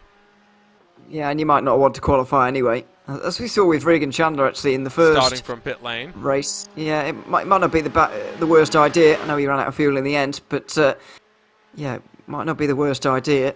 Whatever happened to calculating your own fuel, by the way? Not a dig at the drivers or anything, but because I will probably do the same. Well, but I think the iRacing auto fuel system doesn't have a way to turn it off. At least it didn't when it first came out. It doesn't have a way to turn it off? I know, that's what I thought. Oh my goodness. So is Michael Terrafino going to be able to jump up from the 14th spot where he sits right now? M4 GT3 has seen some success at this track, and it's where it actually debuted for the very first time as an unhomologated car in the XPX category, as they got valuable data onto the machine. 8:13.297, and as qualifying draws to a close, Michael Terrafino jumps up to 12th. Yeah, nice lap. I thought that was, you know, a 3-minute lap time, or 3 minutes longer than it should have been there, but no, it was fine. Yeah, it was decent in the end from him. So yeah, that'll be qualifying complete, and now the real racing begins, because it might pale into insignificance by the end. We'll wait and see. Yeah, qualifying I don't think is the be-all and end-all here, and so as we look at your starting grid, where 2 Precision Racing Esports teammates will try and link up, at least initially. Elliot White, Martin Crisp on the front row, Boris Ovando, Dave Menino row 2, Beckham Jasir in the fiercely factory car, not race factory anymore, has Devin Horvath alongside in a similarly yellow, black, but also white Audi R8 for the Wire SimSport Gold, and number 32. Ryan Pucktel, incised of Francis Romero, the championship leader, Scott Kimbrough, Ethan Bass, and 9th and 10th positions. Sean Dickinson and Michael Terrafino line up on row number 6 with Frankie Alvela and David Mendonca. 13th and 14th is Andrew Hardman, J.R. Williams, Joey Haynes, and Brian Curran that make up the top 18. Andres Espinosa and Juan Malagon start on the edge of the top 20, with Miguel Angel Fonseca and Josh Spears 21st and 22nd. There's no Joey Tebbin in the broadcast booth, don't fret. Joey Tebbin's fan club still shows up today. Ted Lowendick makes up the inside of row number 12. Ryan O'Connor in the No Limit Sim Racing number 95 is alongside Philip Magnon, and then Artie Mercedes 25th and 26th with Nikos Sanidakis, and then Blake Ziti 27th and 28th. It's Kwok Nin and then Diego Morales 29th and 30th as we get into the cars with no times on the board. Arnaud Genet, Andrew Sharp, Kevin Norris, Tommy Brisson, Fernando Yaquez, Jared Farrowell. That's your top 36. Going back even further, it's Ron Skalny, Luis Grullon, Marc-Andre Deschardins, and then Casey Waters. I feel like at least one or two of the names that we saw there weren't necessarily meant to be ready to go racing. Those are your drivers getting ready to go racing. You've got Martin Crisp up in the top. Ryan O'Connor has got the VR glasses on. Arnaud Genet has got the glasses on, as does Ted Lowendick, although that's an interesting background. Cocknin ready to go in VR as well. And Ted Lowendick's on the beach for some reason. Don't know why. He's got Fernando Alonso with him as well. He has. Yeah. I tell you what, should we try and find out more? Let's see if Ted Lowendick can have a bit of a word with us. Ted, what's going on with that background? Well, I needed something peaceful for tonight because this track is giving me, I guess you could say, the green hell. So, I didn't get a lot of practice, so we're back here in the 20s, and it should be a good time. So hopefully we don't die on the first lap, and we can make our way forward a little bit. We're glad to have you here, although I do have to ask, are we allowed to disturb you midway through the lap? Yeah, go ahead. Preferably it wouldn't be like, you know, in the middle. I'll tell you the I don't even know the name of the sector. There's a sector that looks like another sector, and I often get them confused. But yeah, feel free to jump in at any time, and I'll do my best to not hit the wall. So you're filling me with confidence right now, Ted. Well, you have more confidence than I do. So. Head into your Zen land. We'll leave you be. And as Ted heads back into the Joey Tebben fan club, that was not a man that was confident, Ewan. No, absolutely not. And I don't know why he's at the beach to relax himself, because that would stress me out. Anyway, it's yeah, very worried about this one, and I can't imagine he's the only one. Prediction time, Ewan. Elliott White again dominantly clear in qualifying. What's his margin going to be if he wins at the end? I'll give you the provision if he wins at the end. I'll go with 10 seconds of a win. A bit narrower than qualifying would suggest, because that's what happened in the first race, to be fair. Well, our trip to the Green Hell's already delivered one blockbuster of a race. Halfway through the PRL GT3 Sprint Series, it's still all left to play for in the championship. Elliott White for Precision Racing Esports gets us underway here at the Nordschleife. It's Martin Crisp and Boris Avando in the Precision Racing Esports Audi that will try and make it down the inside. Almost 3 wide as Beckham Jasir gets a monster of a start. Now flicking to the left though as they work through the shortcut. 2 wide the norm, couple of bumper cars being played. Jasir loses ground on the outside. Avando loses out to Dave Menino. Crucially inside of the top 20. It's all normal. It's checked up a little bit more behind. Avando initially lost out to Martin Crisp on the outside line there of turn 2. That allowed Menino to get through, but it also halted Beckham Jasir just a little bit on the outside line there. Francis Romero very nearly got through as well, but they'll find themselves single file. It is side by side actually as Jasir gets himself down the inside now. Somebody Avando started off the road. Yeah, it was Avando. So Boris Avando gets turfed after what was a great qualifying position for him. I regret to inform you, it's then kicked off even more. Artie Mercedes, I saw Jared Farrell mixed up in that as well. Sean Dickinson in the SimCity Racing Lamborghini off the track, and now out potentially of the race. I tell you what, he'll keep it out of the wall. He'll keep it from coming back out onto track at a time when so many cars were coming on through.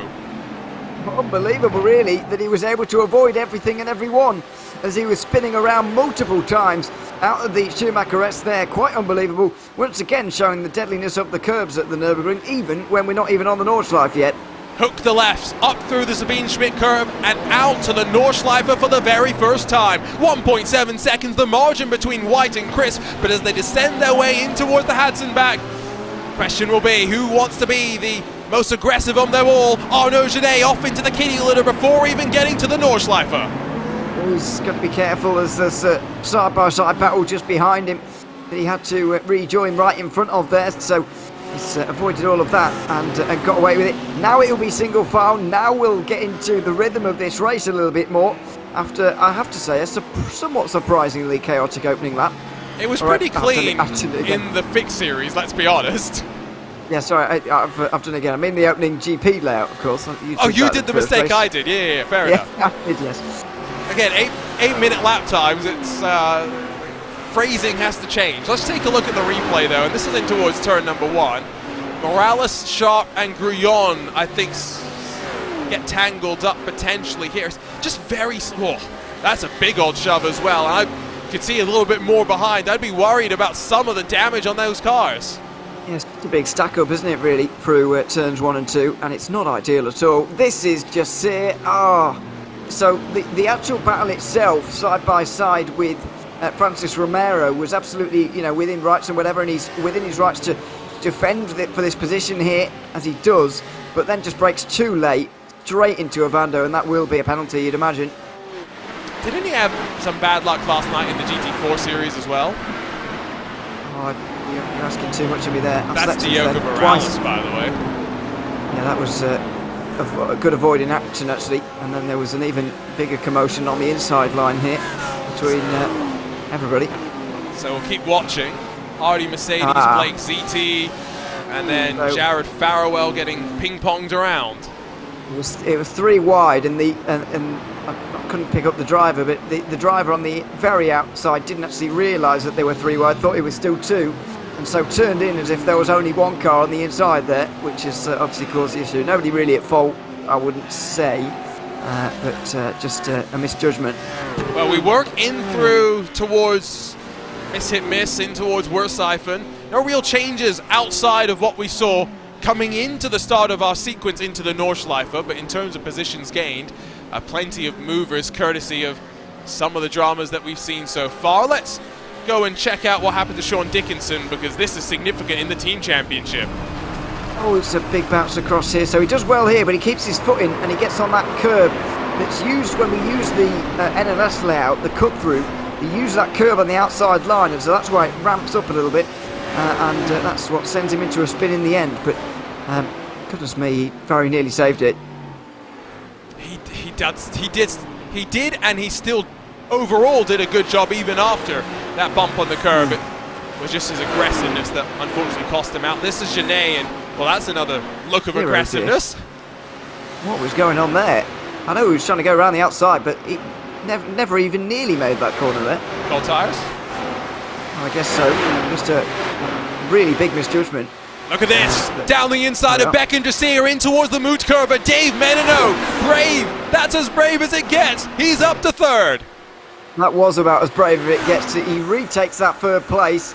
Jasier forced to stay behind, and that was real commitment from all of them, and fair play to all of them for keeping things clean as well through the Moot curve there, because it's really, really fast, and you can find yourself in the outside wall very, very easily indeed. It's allowed Darren Hovov to catch up a little bit, as well as Francis Romero just in the background.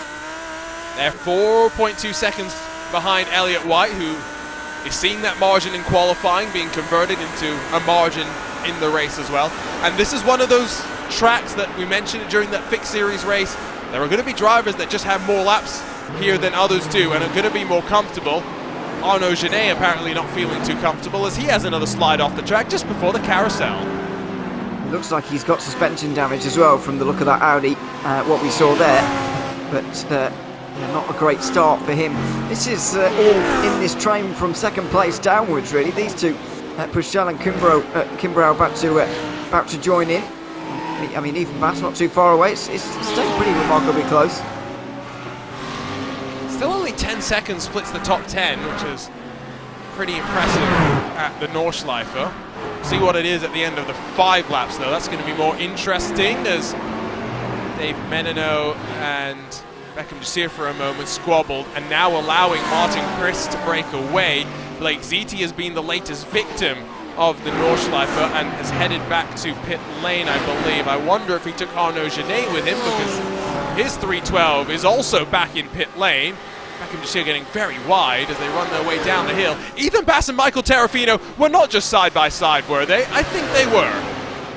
They might well have been into Flat Scotland. There's all sorts of gap now behind Bass where there wasn't previously. So something has gone on here, clearly. Let's see what happened to Blake ZT. Oh, no. It's another one. He nearly did a good job of saving it. So nearly. It's another one of those that kept it. So Genet sympathy. Yeah, sympathy. Yeah. Well, separate entirely. It's another case, though, for ZT of just... if you get the first part wrong, it will bite you at the second, and there's Genet getting into the wall. Onto the Dottinger Hoa, though, for the first time. It is going to be Elliott White already heading down in towards the Tiergarten. There's plenty more still filtering their way onto that long back straightaway. 5 and a bit seconds the margin between first and second. Chris is now going to have, I think, enough breathing room because Jasir and Meninos back and forth. Jasir back up into the third position for the time being is exactly what the SimCity racing car wants to see. He's timed that very well, as Beckham just said, because as he said earlier on, you can get the re-slipstreams on the Dottinger Hoa there because it's so long, but he's able to time that well, and he's up to third place. It briefly helped Martin Crisp, but I think Jasir is going to keep him in his sights here. He'll still have the slipstream on the front straight to benefit from, and I don't think Crisp is out of the water just yet. No, by no means, but end of lap number 1. 3 cars back in pit lane. I think Marc-André Deschardins electing to start from the pit lane, our only taker onto pit lane this time, if you're curious.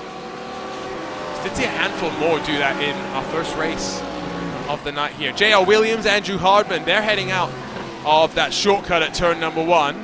So the battle for 13th position. There's plenty. You're always going to find someone who's about your same speed here, Ewan, which means that no matter who you're racing with, you're going to have a fun time probably. Well, alternatively, you're always going to be annoyed by someone in your way, which is another way of looking at it, I suppose. But yeah, you are generally going to find someone roughly your pace, and on a normal circuit that wouldn't be unusual. There'll be lots of people around you, but you're more likely to find individuals around here because of the length of the circuit. The spread of the field gets quite large, as we've seen already. So these two have found each other. They don't seem quite as quick as the top 12, but they do seem quicker than the rest of the field. So they find themselves in this awkward position together now. So if it's 50% race distance you have to complete to be classified for points. Yep. Is that 3 laps here?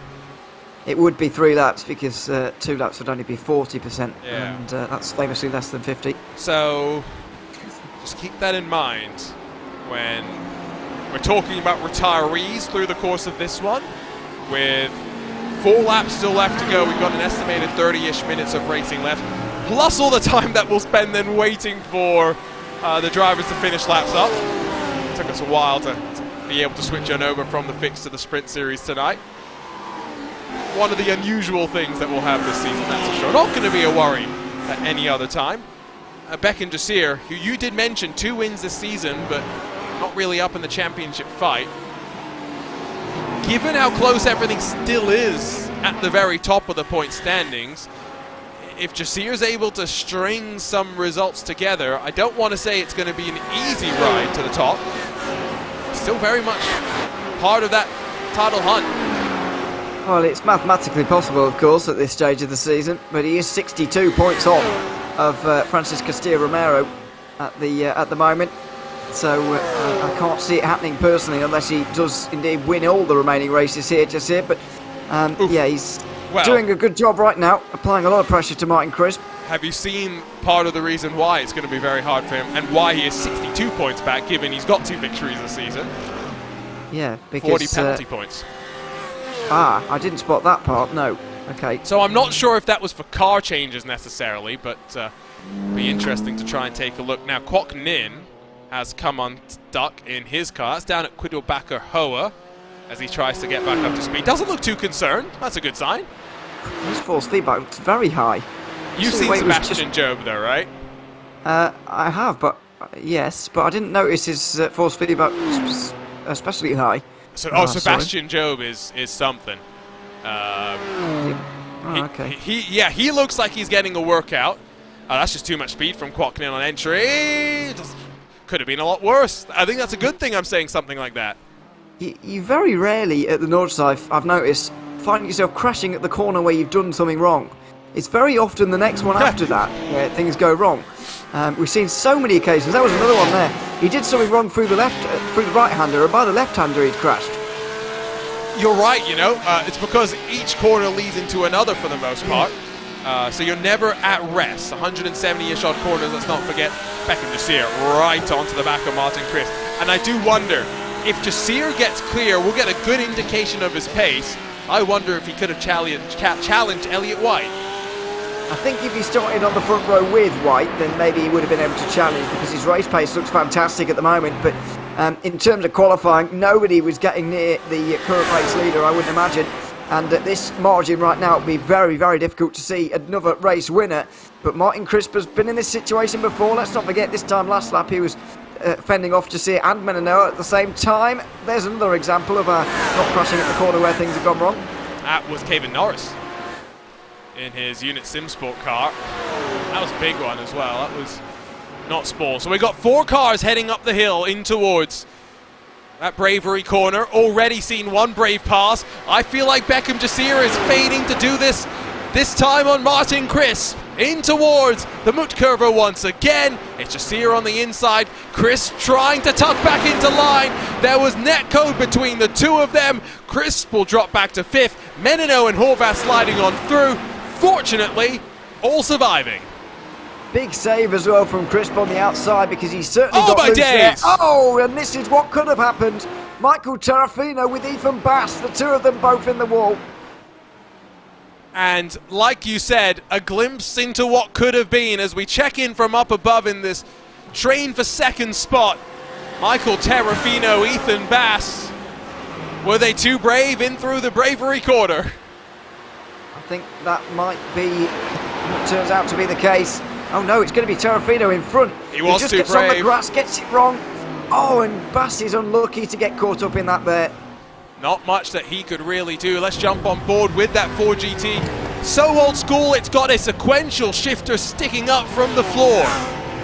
Grass, not much he could do. And Bass gets, it's that second little bit of contact that tips him around. It is. It's the second part that really screws him over and gives him the suspension damage. If he'd have, just kept the first part, he would have had a little bit of front end damage to maybe repair at the next pit stop. Or the pit stop, and he might have been all right, but I'm afraid the suspension damage there. I'm amazed he's actually still going. He's still running in 12th. Pretty decent viewership tonight on a Tuesday night for PRL action. It's always like people like the Nordschleifer, Ewan.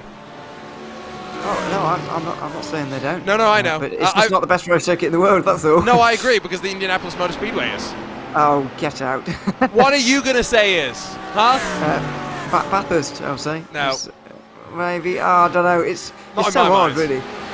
It's like trying to pick a favourite child when you've got children. What factors into that equation, though? I think that's why everyone will have a different opinion. Because absolutely, prestige is part of it, right? Monaco is going to be someone's favourite because of the prestige. No, it will be. Let's be real. It's not in my. It's not in ours. Not in my calculation. But I'm not going to say that someone who has it in as their favourite is wrong. That's their opinion. They're entitled to it. No, I know what you mean. Now, you're wrong for suggesting they should repave Sebring, but that's a different discussion. I did not say this. Anyway, throw you under the bus and swiftly move on. I feel like prestige is part of it. The events that are held there is also significant. History. I don't think history is the same as prestige, because you can have history without being prestigious. Martin Crisp, by the way, is going to lose out to Francis Romero as he drops from 2nd to 6th in the space of 1 lap.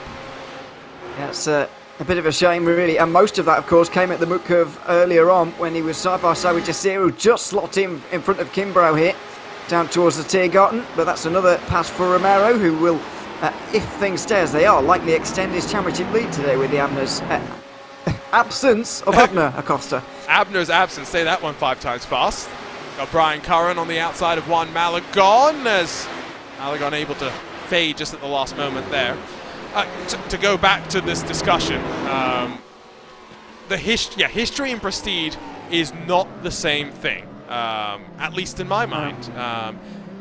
Although, if you check most of the boxes, I still feel like the Indianapolis Motor Speedway is up there. The only thing they still need to do is modernize those bathrooms. That's a really specific thing. I know. I had to go there 3 times last year, okay? I was very grateful that when I was there with Porsche, I could go and use the bathroom in the Pagoda, which is the fancy bathroom.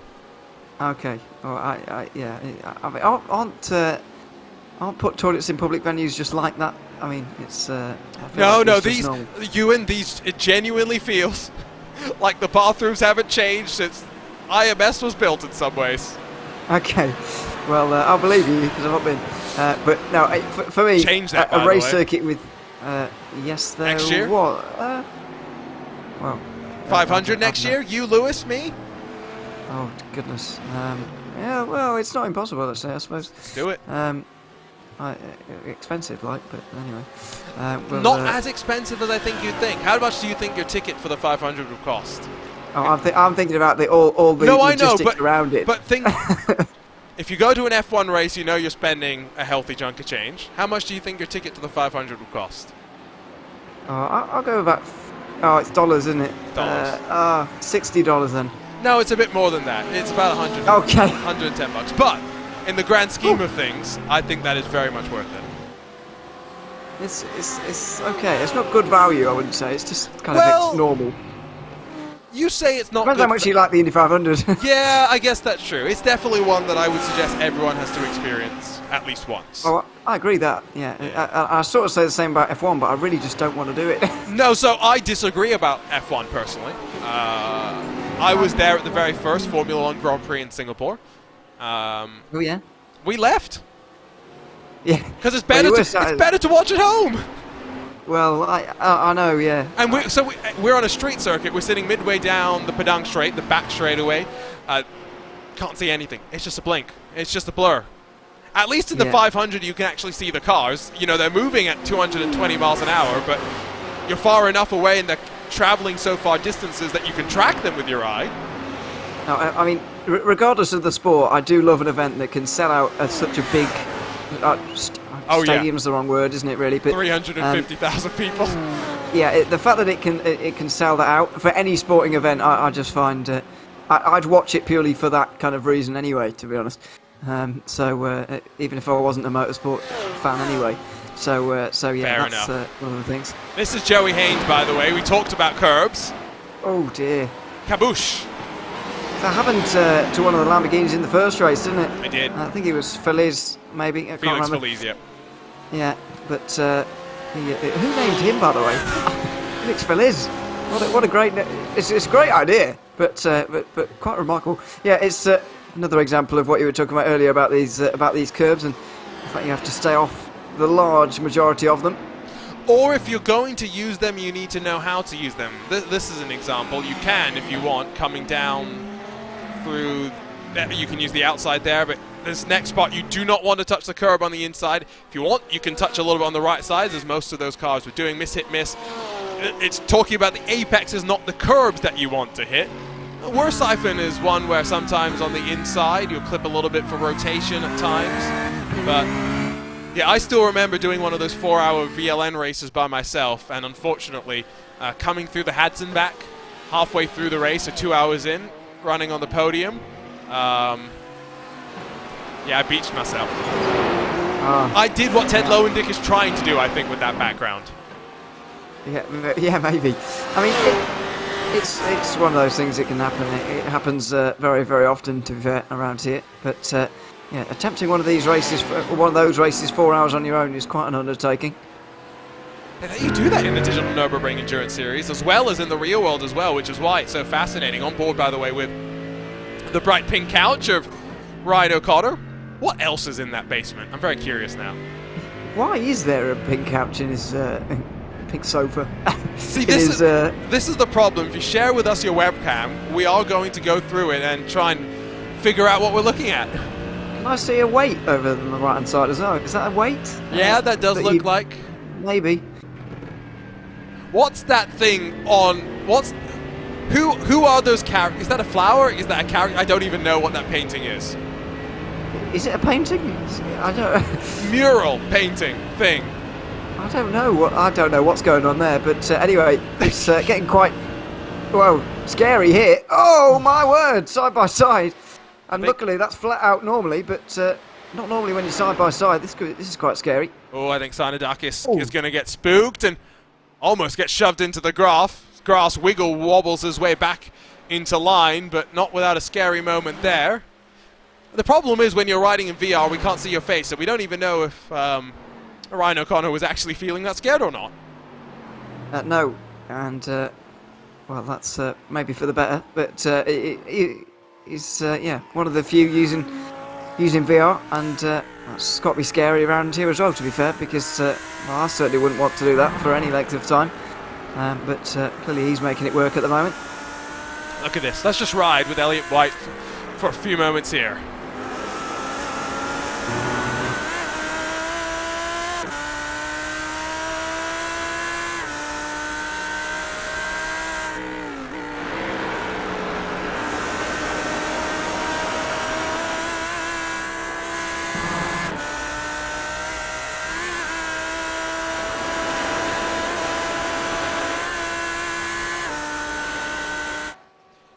That is about as controlled as you're going to see at the Nordschleife. That is what being quick at the Nordschleife looks like. It doesn't look like sawing at the wheel, throwing it into corners. It's smooth, it's calm, it's rolling the speed in, carrying it out, and minding the tires and keeping yourself out of trouble. Yeah, it's such a rhythm that you have to get into, and once you're in it, you almost feel like you can do no wrong. Really, and your car can almost do anything. But when you're out of that, it's one mistake just comes after the other and the other.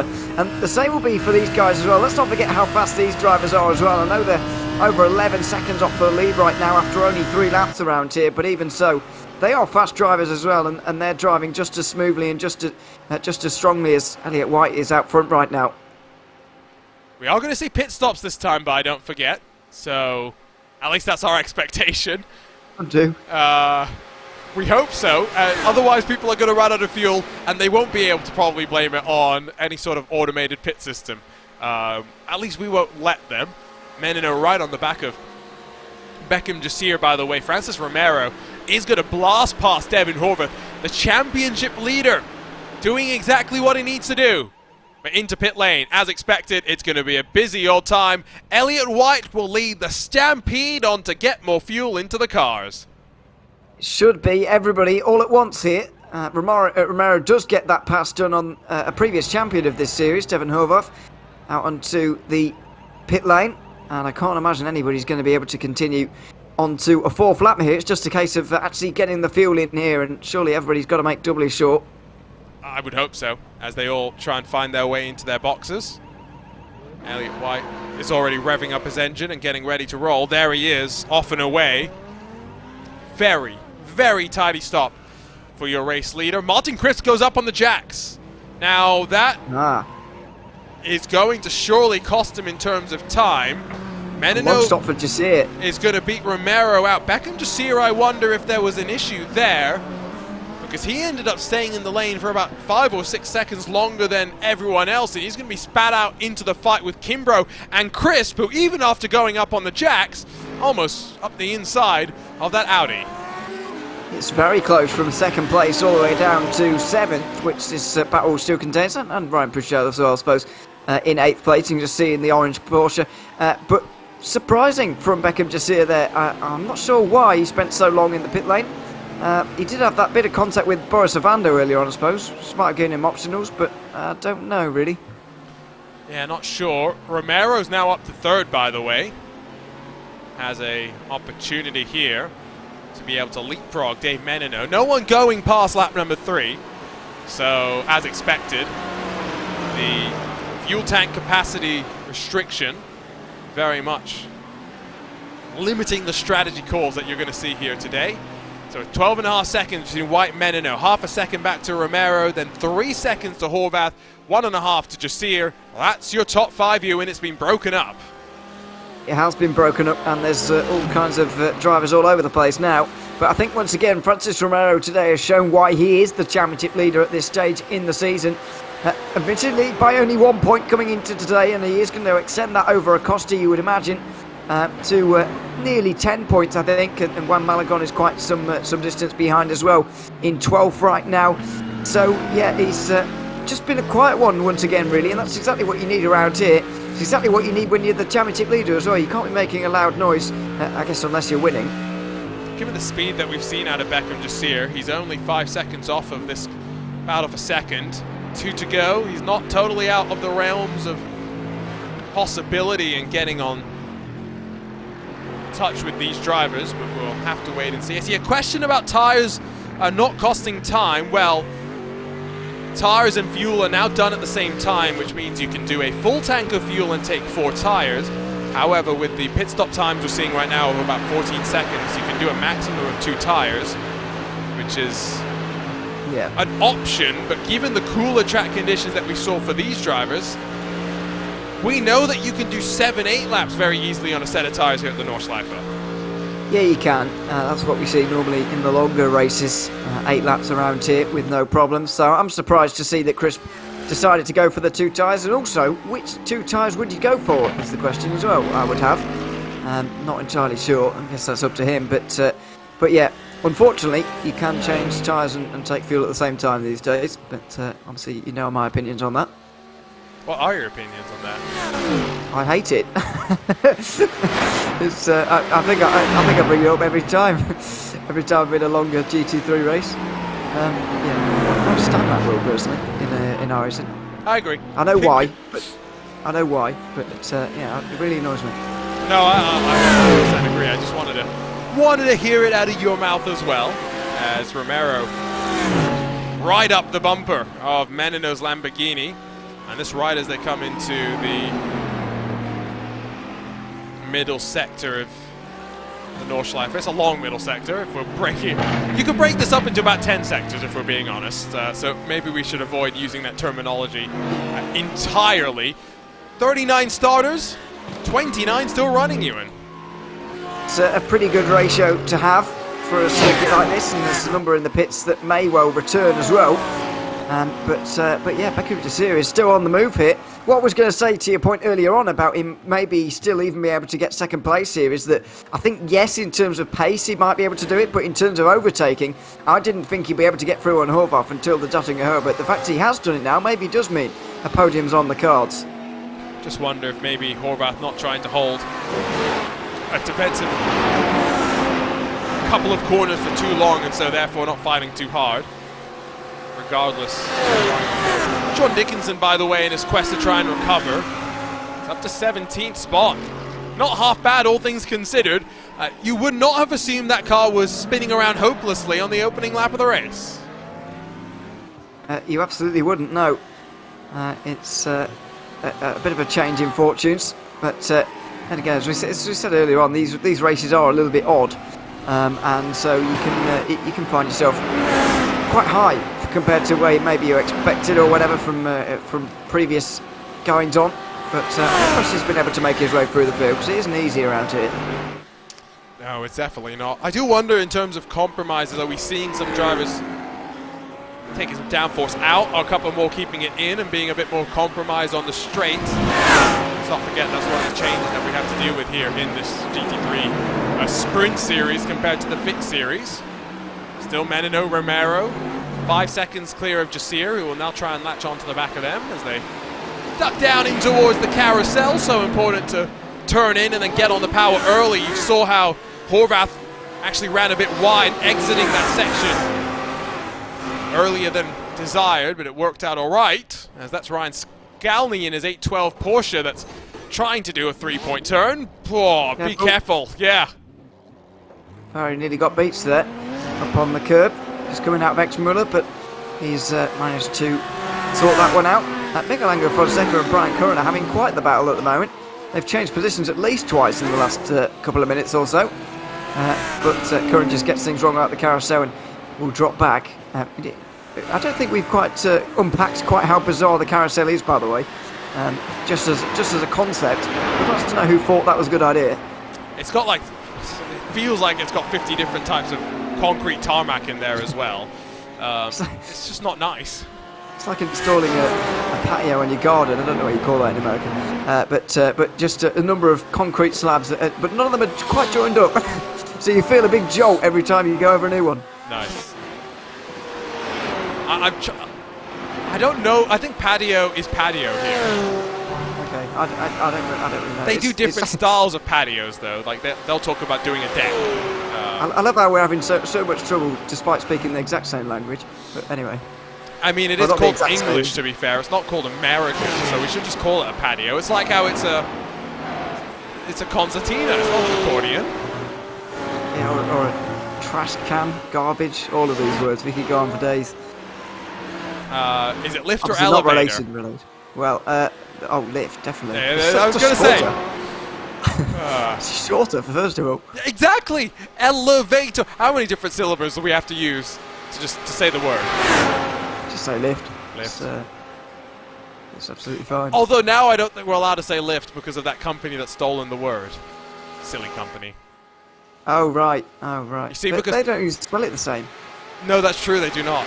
But you know how, like, I guess lift hasn't become a verb like Uber is. Uber became the verb. It has become a verb, Yeah. Anyway. But it's not... Oh, sorry. No. That's a discussion for another day. Yes, it's such a fascinating race. Elliott White, final lap of the race. Hopefully no fuel worries. You said 10 seconds margin of victory. Maybe 20 seconds by the time he finishes the next 170 corners. Yeah, I was... well, I don't really know what I was basing it on, to be honest. Just pure guesswork. But he's pulled out quite a margin as Ethan Bass makes his way down the inside and back inside the top 10. I'm amazed he was able to soldier on with that damage in the first half of the race. He's got a lot of damage on that front right as well still, so it's definitely compromising him a little bit. Here's Fonseca and Curran, by the way. We'll try and keep it checked in with these two over the course of the next lap as well, because I'm sure they'll have a lot of fun. Fonseca, one of those drivers again that remember with us going away from the Pro and Am split for the GT3 Sprint Series. He's someone that has been an AM champion, has fought in that championship for so many seasons. Still having a good run in this combined mega field. Yeah, it is a much bigger field now in terms of everybody scoring points from the same category. And that does reduce the chances, I guess, for a driver like him. But then again, it removes the argument for the race organisers about who should be in what category and whatever, which is a real palaver, I would say, if you're an organiser. I'm sure it is. Ted Lowendick, by the way, with Joey Tebbin's face on the side of it. Ryan O'Connor getting on through. Still side by side. O'Connor going to run it round through turn 3 for the inside at 4. And they will remain giving each other far too much space, I would say. And Lowendick will lose the place. Francis Romero has just gotten up in front, by the way, of Dave Menino. So that's now a jump for second position. And we talked about the championship leader just trying to accumulate points. Doing a great job to calmly work his way one by one through 6 cars from 8th up to 2nd. Yeah, he's doing a really good job here, Romero, and he's going to extend his championship lead here by another 10 points to Acosta, so it'll be 11, and he'll have even more of a Malagon and Puchel and Martin Crisp as well, who are all behind him right now. So very much a championship leader's drive, but this is one of the closest PRL championships we have this season, and it will go down to pretty much the end, I would say. Hopefully I'll be here for the final round of the championship. We'll see. I think it's going to be a really, really fascinating one. And again, with it being the round that cannot be dropped you in, it brings on added jeopardy for anyone that's fighting for a championship. For example, if it was the final round here, then 14 drivers would be eligible to win it mathematically. So it does open up, and the fact that you score 57 maximum for a win now, rather than the more reduced points that we had previously at just 37, means that there are a few more opportunities here. I'm not expecting, obviously, 14 to still be in contention by the end of the season, but a good 4 or 5, definitely. Miguel Angel Fonseca has slipped up, unfortunately, and so now has dropped out of contention with Brian Curran. He's now got Sean Dickinson trying to pass him. Let's look at part of the moment. Jared Farrell has also, unfortunately, lost his car. This happened in the GP section. Lovely little paint scheme going on there. What goes wrong in the M4 GT3? It's a very simple spin, I'm afraid, for him. Just too much speed through the downhill right-hander, and that goes around. Pretty simple spin, really. Still, Dickinson chasing down Fonseca as they plunge towards the foxhole. So they will have half a lap or so still to go. You could see just in front of them Brian Curran, only 2 seconds clear. Devin Horvath, Scott Kimbrough and Martin Crisp now all embroiled in a fight for what is going to be 5th position. And Martin Crisp, after qualifying well, slipping back from 2nd to 6th in the space of 1 lap, still has a chance to jump on back into contention. Yeah, absolutely. He's done a good job, and I'll still go back to it earlier on. What a great save it was through the mud curve as he was really out of shape. Remarkable save. A nice setup for Chris Peer, but I'm slightly drawn to the fact he's using iPhone earbuds to listen. His teammate Sean Dickinson doesn't use any earphones. He just uses speakers. Oh, good grief. Yeah, there's a few people like that, which I find very interesting, because I don't think I could do that. To be fair, because I've only got a laptop and a very short wired headphone, it does make it really annoying. And sometimes the wire may get clipped on one of the paddles or whatever. So I understand that part, but then again, yeah, that's slightly bizarre, quite rare. Oh dear. And that's Fonseca, isn't it? In his very distinctive Lamborghini, jump on board with him, and well, that's the end of his race, unfortunately, on the final lap. Yeah, it is. Metzgersfeld is such a difficult corner, by the way. I think it's underrated as a difficult corner because it's not one of those with particular elevation change or whatever. It's not particularly, or it's not that fast. It's not really singled out as a really difficult corner like we see it at Muck Curve or Flugplatz or Platzgarten. But yeah, mistake. Very important mistake as well, because that allows Scott Kimbrough to get on forward. And I feel like Devin Horvath is looking uncomfortable in the balance of the Audi right now. It's 3 Audis fighting for 5th position. You don't see this very often in iRacing, to be fair, and not anymore. So not the car of choice these days. Partly for that reason there is that it does snap on you on occasion. Not that common in the real world either anymore, especially in America. Audi Sport has almost completely pulled out. It's a car that traditionally has always been seen as being one for the professional race car driver. It's treacherous to get the most out of. Stark contrast to something like the Ferrari, which is decidedly more simple for the amateur driver to get up to speed with and get up to speed with quickly. Now, this is heading into the final sectors of the lap here. Not just for these drivers, for Romero and Menino as well, who are split by 2 full seconds. Romero's done a great job of making sure he solidified his stranglehold on second. Time's running out up and down the field for people to make moves. It certainly is, and I think 5th place is the highest up we're going to see a move for. We're certainly not going to see one for the lead, with Elliott White still leading. Just your point on Audis, they used to win everything pretty much in GT3. Just some people begin to speculate whether their upcoming F1 thing is contributing to all of this. Not the demise, but the lessening of Audis everywhere. No? Nope. At least not in my opinion. Okay. It's just a theory, by the way. It's not a... No, fair enough. There has been a trend, unfortunately, from Audi Sport, especially in the US. Remember, it's customer racing at the end of the day, GT3. So look at what happened. Oh, David Mendonca. Mendonca into the wall.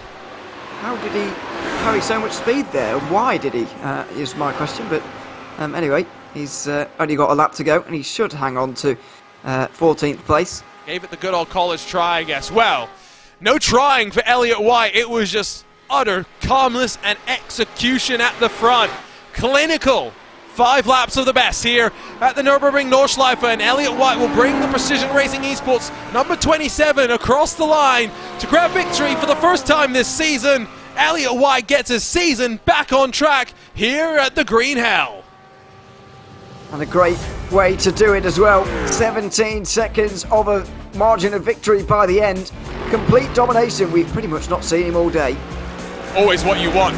Usually as a race leader, Francis Romero, the championship leader, does enough to grab his way up to second and extend the championship advantage. Dave Menino in the Lamborghini will grab the final spot on the podium. Beckham Jasir grabs 4th position, while Scott Kimbrough does hold off the fellow Audis of Devin Horvath as well as Martin Chris, battling from J.R. Williams, from Juan Malagon, as the Porsches lean on one another, climbing out of Tiergarten. Malagon with a good enough run. Double-digit positions gained for the CRT purple car. Juan Malagon from 20th to 10th. And a good drive there, very close over the line. Malagon into the top 10. Yeah, very close between them, and very important for Malagon to just reduce the amount of points he'll lose today to Romero. Plenty of time for the rest of the drivers to work their way across the line. We've only got 16 names on through so far, waiting for at least another 10. It's Lowen, Dick, and O'Connor that will be the next couple to come across the line. Diego Morales trying to hunt down Audi Mercedes, though. Yeah, this is side by side between the two Audis on the Tiergarten now. Yeah, that's quite bizarre. Audi Mercedes in an Audi. Oh, yes. Welcome to Joey in my life this season. How did you just notice that? That's very bizarre. I wish I'd noticed that earlier. But yeah, some very beat up looking cars, by the way, making their way towards the line here. And so battered that I don't think Diego Morales could have actually gotten that move done aerodynamically, just stalling out a little bit too much. Yeah. He's going to maybe try a drag race out of the final corner, but surely not going to be enough. He'll pick up a position. No, that's Kevin Norris. Oh, you're right. Maybe it will be. It's going to be close, but I think once again he's not going to have the legs here, is he? In the straight line because of the damage. That was very close. What's the margin? Whoa. 14 thousandths of a second. Morales loses out. Right, yeah, it's just the damage that did for him there. He would have got it otherwise, I'm very sure of it, but the damage just holding him back too much. Well, as the final cars work their way towards the line, we'll grab a look at the provisional race results so we can head into some post-race coverage. It is Elliott White, the Precision Racing Esports, number 27, 17 seconds clear at the end. Comfortable day for him. Francis Romero, Dave Menino, second and third. Beckham Jasir, Scott Kimbrough, fourth and fifth. With Devin Horvath, Martin Chris through the rest of your top 7. Then 30 seconds or so adrift from your leader. Ryan Pucktel in 8th has Ethan Bass and Juan Malagon behind him to complete your top 10. Juan Malagon, 10 positions gained, one of the biggest movers of them all. J.L. Williams, Andres Espinoza, and then Andrew Hardman through your top 13, with Mendonca slipping up into 14th, but just clear of Brian Curran. Sean Dickinson recovers to 16th in front of Ted Lowe and Dick Ryan O'Connor. Josh Spears and Philippe Magnon inside of the top 20.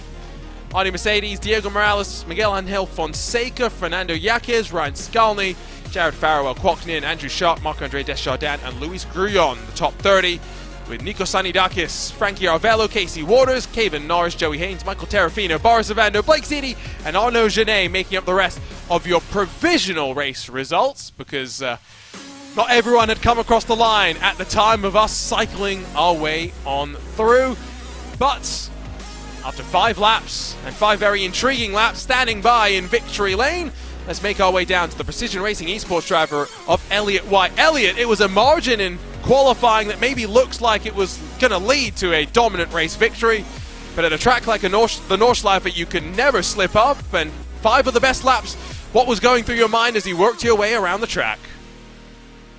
Yeah, I mean, the Nordschleife is tough, no matter what position you're in. I mean, obviously I had a gap, but you have to always keep your concentration high. I was sweating for sure, but I mean, it was just a lot of fun. I'm glad I have a lot of experience at the Nordschleife. Done quite a few of the 24-hour races, so and the Audi is my favorite car. So I mean, it's a great combination, and it worked out well. I was going to ask, the Audi has been a staple at this track for so long, but it's kind of gone out of vogue, getting a little bit more treacherous in the recent couple of years. How are you feeling with the balance over the course of the 5 laps? Yeah, I hit on something in the setup just before the race, and I mean, I felt really good about it. Honestly, I felt better when I joined the session. The actual race session seemed a little bit different than the practice session or test session I was doing, and it actually felt really nice. I mean, it could just be that it was colder. That was also helpful. But no, it was really nice. I mean, I'm sad that the Audi isn't in BLN anymore, or the Nürburgring Endurance Championship, but it's great to be able to pull it out here for the PRL.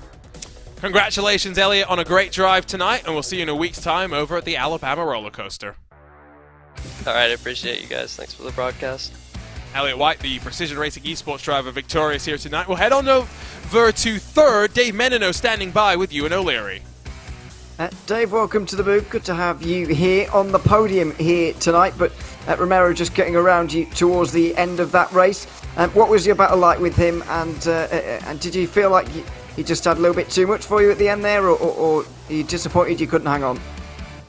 Yeah, I mean, I knew it'd be tough. I'd run a few officials, and the Mercs and the BMWs in particular just had so much more speed on the straights. So I knew I had to have, with any straight, I had to have like 0.7 or 0.8 to be safe. So I knew it'd be tough, but, really happy with the way still getting a podium here. And the Lamborghini around here, I mean, we saw four different manufacturers inside the top four. To be fair, you were the best of the Lamborghinis. How was it around the Nordschleife? Thankfully I did a lot of practice this week, and made a few setup changes, basically took all the wing out of it, and I think it helped too that it was a pretty cool track compared to some of the officials, but honestly I just ran a ton of races and did a ton of practice and just got comfortable with it. Well, it's turned out pretty well for you. Congrats on the podium, Dave, and thanks very much for joining us. Thanks, guys. Thanks very much. Dave Menino, third place. Well, unfortunately, Ewan O'Leary got moved out of the broadcast booth as well. We'll quickly chat with second place, Francis Romero. Francis, able to work your way up through the field, calm, cool, and collected. What was the experience like picking your way through the field? See if we can get a copy with Francis again. Francis, do you hear us? No. Unfortunately, does not seem like it is. Ewan, well, unfortunately, that's going to start to wrap up our post-race coverage. However, two very interesting races at the Green Hell. Like we mentioned a couple of times tonight, we split courses next time in 7 days. The GT3 Fix Series is going over to Jerez. The sprint drivers have already gone there earlier this season. Instead, they're going for 45 minutes over to the Barber Motorsports Park. Yeah, it's going to be a little bit different for them. So, we'll see how it goes. But as I mentioned a little bit earlier, qualifying still going to be very, very important for that one at that circuit, like it will be at Jerez for the fixed guys as well. We'll see. It'll be an interesting one, certainly. Looking forward to it as this championship continues to get very interesting. It's taken on a very interesting complexion with the rise of Francis as well. Abner Acosta missing in action today. That means his drop round is in the books. He's going to have to focus on Barber, Road America, Zandvoort, and that Hockenheim Ring race. I think the most crucial of them is honestly going to be Barber, Ewan. It's 45 minutes. It's a little bit longer. We'll see how the drivers get on with that. It could be crucial. I think that all of the remaining races are going to be so important because they're all still so close in the driver standings at the moment, so it's hard to really single any of them out for the moment. Maybe we'll look back at one of those races and decide that was the moment, but as I said earlier, I think it's going to come down to the wire at the very end. Of course, it was great to be here at the Nordschleife. It's a bit weird that it wasn't in the week of the iRacing Nürburgring 24 hours, but of course that's coming up in a few weeks' time. We'll have a wall-to-wall coverage of the top split of that here on RaceSpotTV. It's always exciting to go for that. Remember, that's 5 different classes in that race. We'll have GT3, Porsche Cup Car, GT4, TCR, and the GR86. Ewan, you've been seeing those GR86s in action over the course of the last couple of Mondays this season. Those cars know how to put on a show, that's for sure. They certainly do. It's going to take forever around here, though. I'm not sure what their lap times are going to be, but they'll be there for years in qualifying. But anyway, yeah, it'll be an interesting one. The Nürburgring 24 always is, with all the traffic that it brings and so on. So, looking forward to that as well. It's been an interesting run here in the Green Hell. I'm sure drivers are glad to be out, though, of 2 back-to-back rounds that were sure to put nerves at center stage. First over on the streets of the Motor City, on the Belle Isle Motor Circuit, and of course now here at the Nürburgring Nordschleife. From here, it's only hopefully upwards, where the championship fights only continue to look more exciting. Thank you as always for joining us for a double header of GT3 action on a Tuesday night. For Ewan O'Leary alongside myself, Arjuna Kankipati, thank you so much for joining us. We'll see you next week as the series split their attentions up. We go to Spain, we go to Alabama. It's sure to be exciting, and we'll see you to catch all the action.